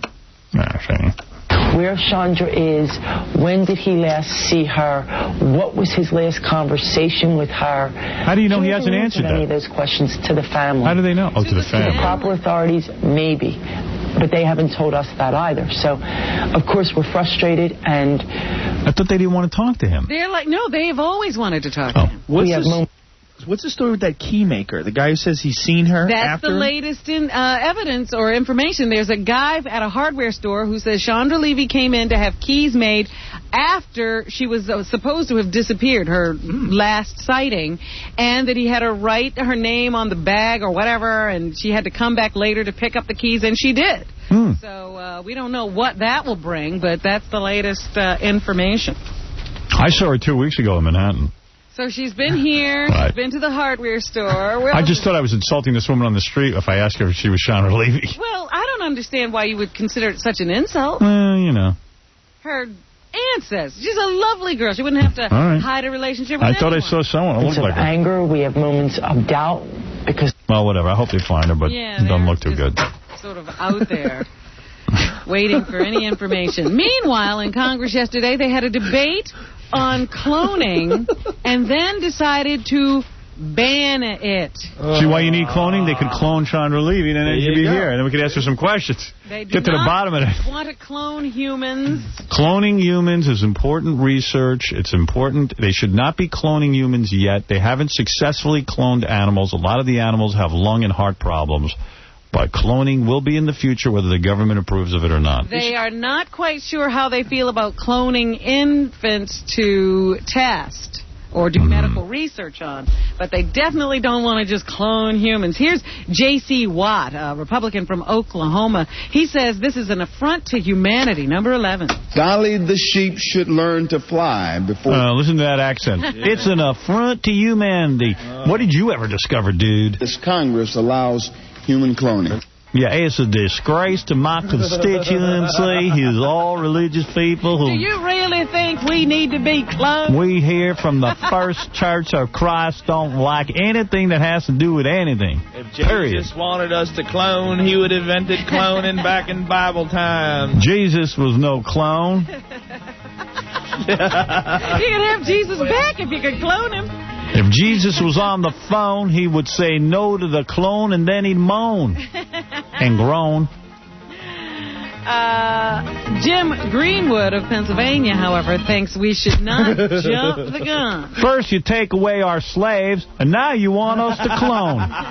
Well, why don't you clone me a slave, mother effer? Here's Mr. Greenwood and his opinion. All right, Jimmy Greenwood. Number 12. I'm not prepared as a politician to stand on the floor of the House and say, I've got a philosophical reason, probably stemmed in my religion, that makes me say, you can't go there, science. Good man. Yeah, but look at who he's talking to. Wow, he sounded smart. Yeah, how did he get in? How did he get in government? There must have been a mistake. That's weird. Must have been a He's mistake. a shill. I'm against anything that would help anyone. Disease? Who cares about disease? Get back in church, people. Be fruitful and multiply. You don't need cloning. Don't let them Jew scientists trick you. Here's something boy. You should never do. They're going to clone little Mexican babies. A 28-year-old Modesto, California mother of 3 died yesterday when her own car ran over her. Oops. Police say Renelle Goff's car was having ignition problems, and she was pretty crafty. She got under the hood and started the engine with a screwdriver. Yeah. But when she bypassed the regular ignition system, she may have also bypassed the safety switch. The car was in gear, and it struck the woman and killed her. She was found by her 2 young children and their friend, so... Give her children a Bible. That was not a good thing to do, bypassing that safety switch.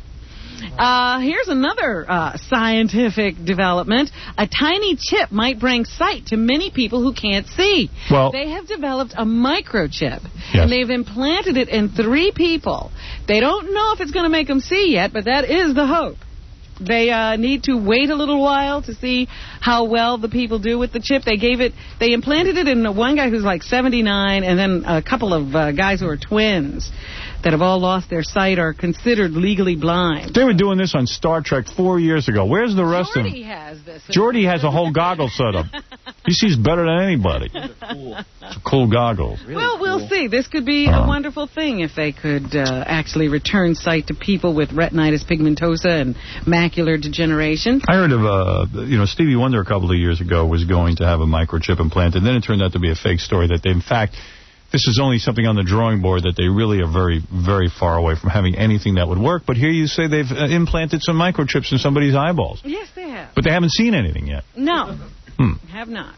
And the guy with the artificial heart, he's still around. It's been several weeks now. They said he wasn't supposed to live long. Why don't these guys work on something really important like X-ray vision so we could see into girls' locker rooms and stuff? Oh, dear. Well, they've got those little cameras now. People are getting those everywhere. A California woman, this is another thing you should not do with your children. A California woman has been convicted of locking her 2 sons in the trunk of her car while she went to work. Well, what are you supposed to do with them if you don't have if you're not rich enough to have no child care, no nanny like Stuttering John? You know they can't get out of the trunk. Oh, dear. Yeah, that would be a bad thing, I would think. She's going to have shade. Yeah, if you crack the trunk a little, isn't it all right? Or put a little hole in there. Yeah, she didn't know that was bad. Couple bags Fireflies. She's going to have to serve 3 months in jail and another 5 months under house arrest. So keep the kids in the trunk the whole time? What are they going to do? What are they going to do with the kids? Now who's going to take care of the kids? Right. That's right. And domestic violence reports among gay, lesbian, and transsexual couples is on the rise. Of course. And in San Francisco, a gay advocacy group says that's a good thing. That means that people are more willing to come forward despite repression and announce that they're having domestic problems. So there you go. See, that's good. We're moving in the right direction. Sweet. Some people here, however, are a little upset to find out that Mayor Rudy Giuliani, who had to move out of the mayor's mansion because he's having problems with his wife. This is terrible that the mayor had to move out of the mayor's mansion. You ever hear such a thing? His wife is living there. It's the sickest friggin' thing. Our beautiful mayor, our wonderful mayor has to move out because of his wife. Well, he's living with 2 gay guys. So what? And people are upset. Who is upset? They were talking to people yesterday, and they said, wow, we thought he was like a regular guy. We didn't know he had, like, gay friends. He's a man's man, Rudy. So Rudy says, I don't see any of that stuff. I don't see color. I don't see, sexual orientation. These are my friends. I'm glad they're putting me up. And even though he has come out against gay marriage, he said that these 2 people he's living with right now... Well, I'm against straight marriage. Yeah, join the club. These 2 people he's living with right now, if it were ever to become legal, he would perform the ceremony for them. Well, let me tell you something. That's beautiful. And it shows you how great our mayor is, that he accepts all people into the rainbow. Right. That's right. He's a regular Jesse Jackson. Authorities have identified the man killed by a Siberian tiger at Savage Kingdom. Did you hear about this? Yes. It was at the breeding facility there in Bushnell, Florida. A 49-year-old man named Vince Lowe was a volunteer worker putting in his hours to get state certification to work with exotic animals. Ugh. He went into the cage to make repairs to the outside fence or something. The tiger saw him a few feet away, broke through his holding pen. That was 2 fences. Yeah, that was separating him from... No, it was like 1 fence, because he was inside fixing the second fence. Yeah. So he broke through the one, got the guy, mauled him. The guy died from a massive neck wound. Good for him.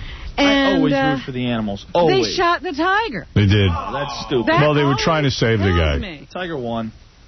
Well, let me tell you something. We really shouldn't be messing with these animals. They're not supposed to be in cages. They're not. And I don't understand why we have to shoot them, because they're doing what they would normally do. Yeah, absolutely. You lock him in a cage and you get mad when he gets pissed. If a tiger mauled me, I'd like you to shoot him. Oh, you're putting in that request right now? Yeah. All right. Kill him and eat him. And there's a new study out that says dating can be very dangerous to girls. Of course. 1 in 5 high school girls in Massachusetts has been physically or sexually assaulted on a date. The Boston Herald reports a new Harvard University study suggests that abusive relationships may be linked to higher rates of teen pregnancy, substance abuse, and suicide among such girls. The answers of 4,000 girls in grades 9 through 12 were looked at. Those questions were part of the Massachusetts Youth Risk. And they say that sometimes it seems that young men feel that they should be able to control their women, their young women, through violence. So, did you read the rest of that report? Half of the girls reportedly dated Joe Rogan. At one time or another. That was before. Before you reformed. The answer to all this abuse is that all women should date Howard Stern. Because I don't abuse you. I just love you.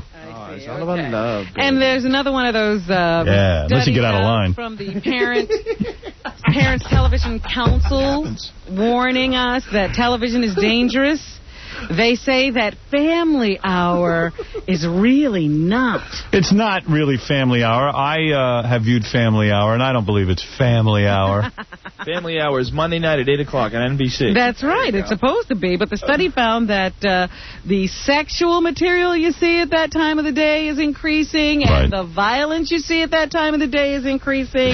Buffalo testicles. And that's not a good thing. So here's Brent Bozell, who is the president of the council. He says there's been a big increase in violence airing at that time of the day. Oh, no, it hasn't. This guy's a loudmouth. You will see that violence.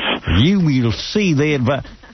As Joe often says, these are dodgeball victims who don't do anything other than critique. After all this talk about Columbine, violence is up 70% during the Family Hour.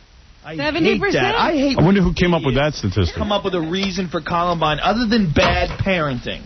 Other than people who are psychos who have stupid kids, and they don't take care of them, they don't raise them right, and they wonder why their kids grow up to be nuts.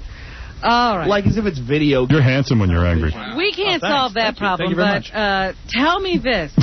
Where did human life begin? Simply in my testicles. I've proven it. Human life began in Africa. Are you sure? No, but that's what all the blacks are saying. I'm getting on that. You're so American. I have my love voice on, I noticed.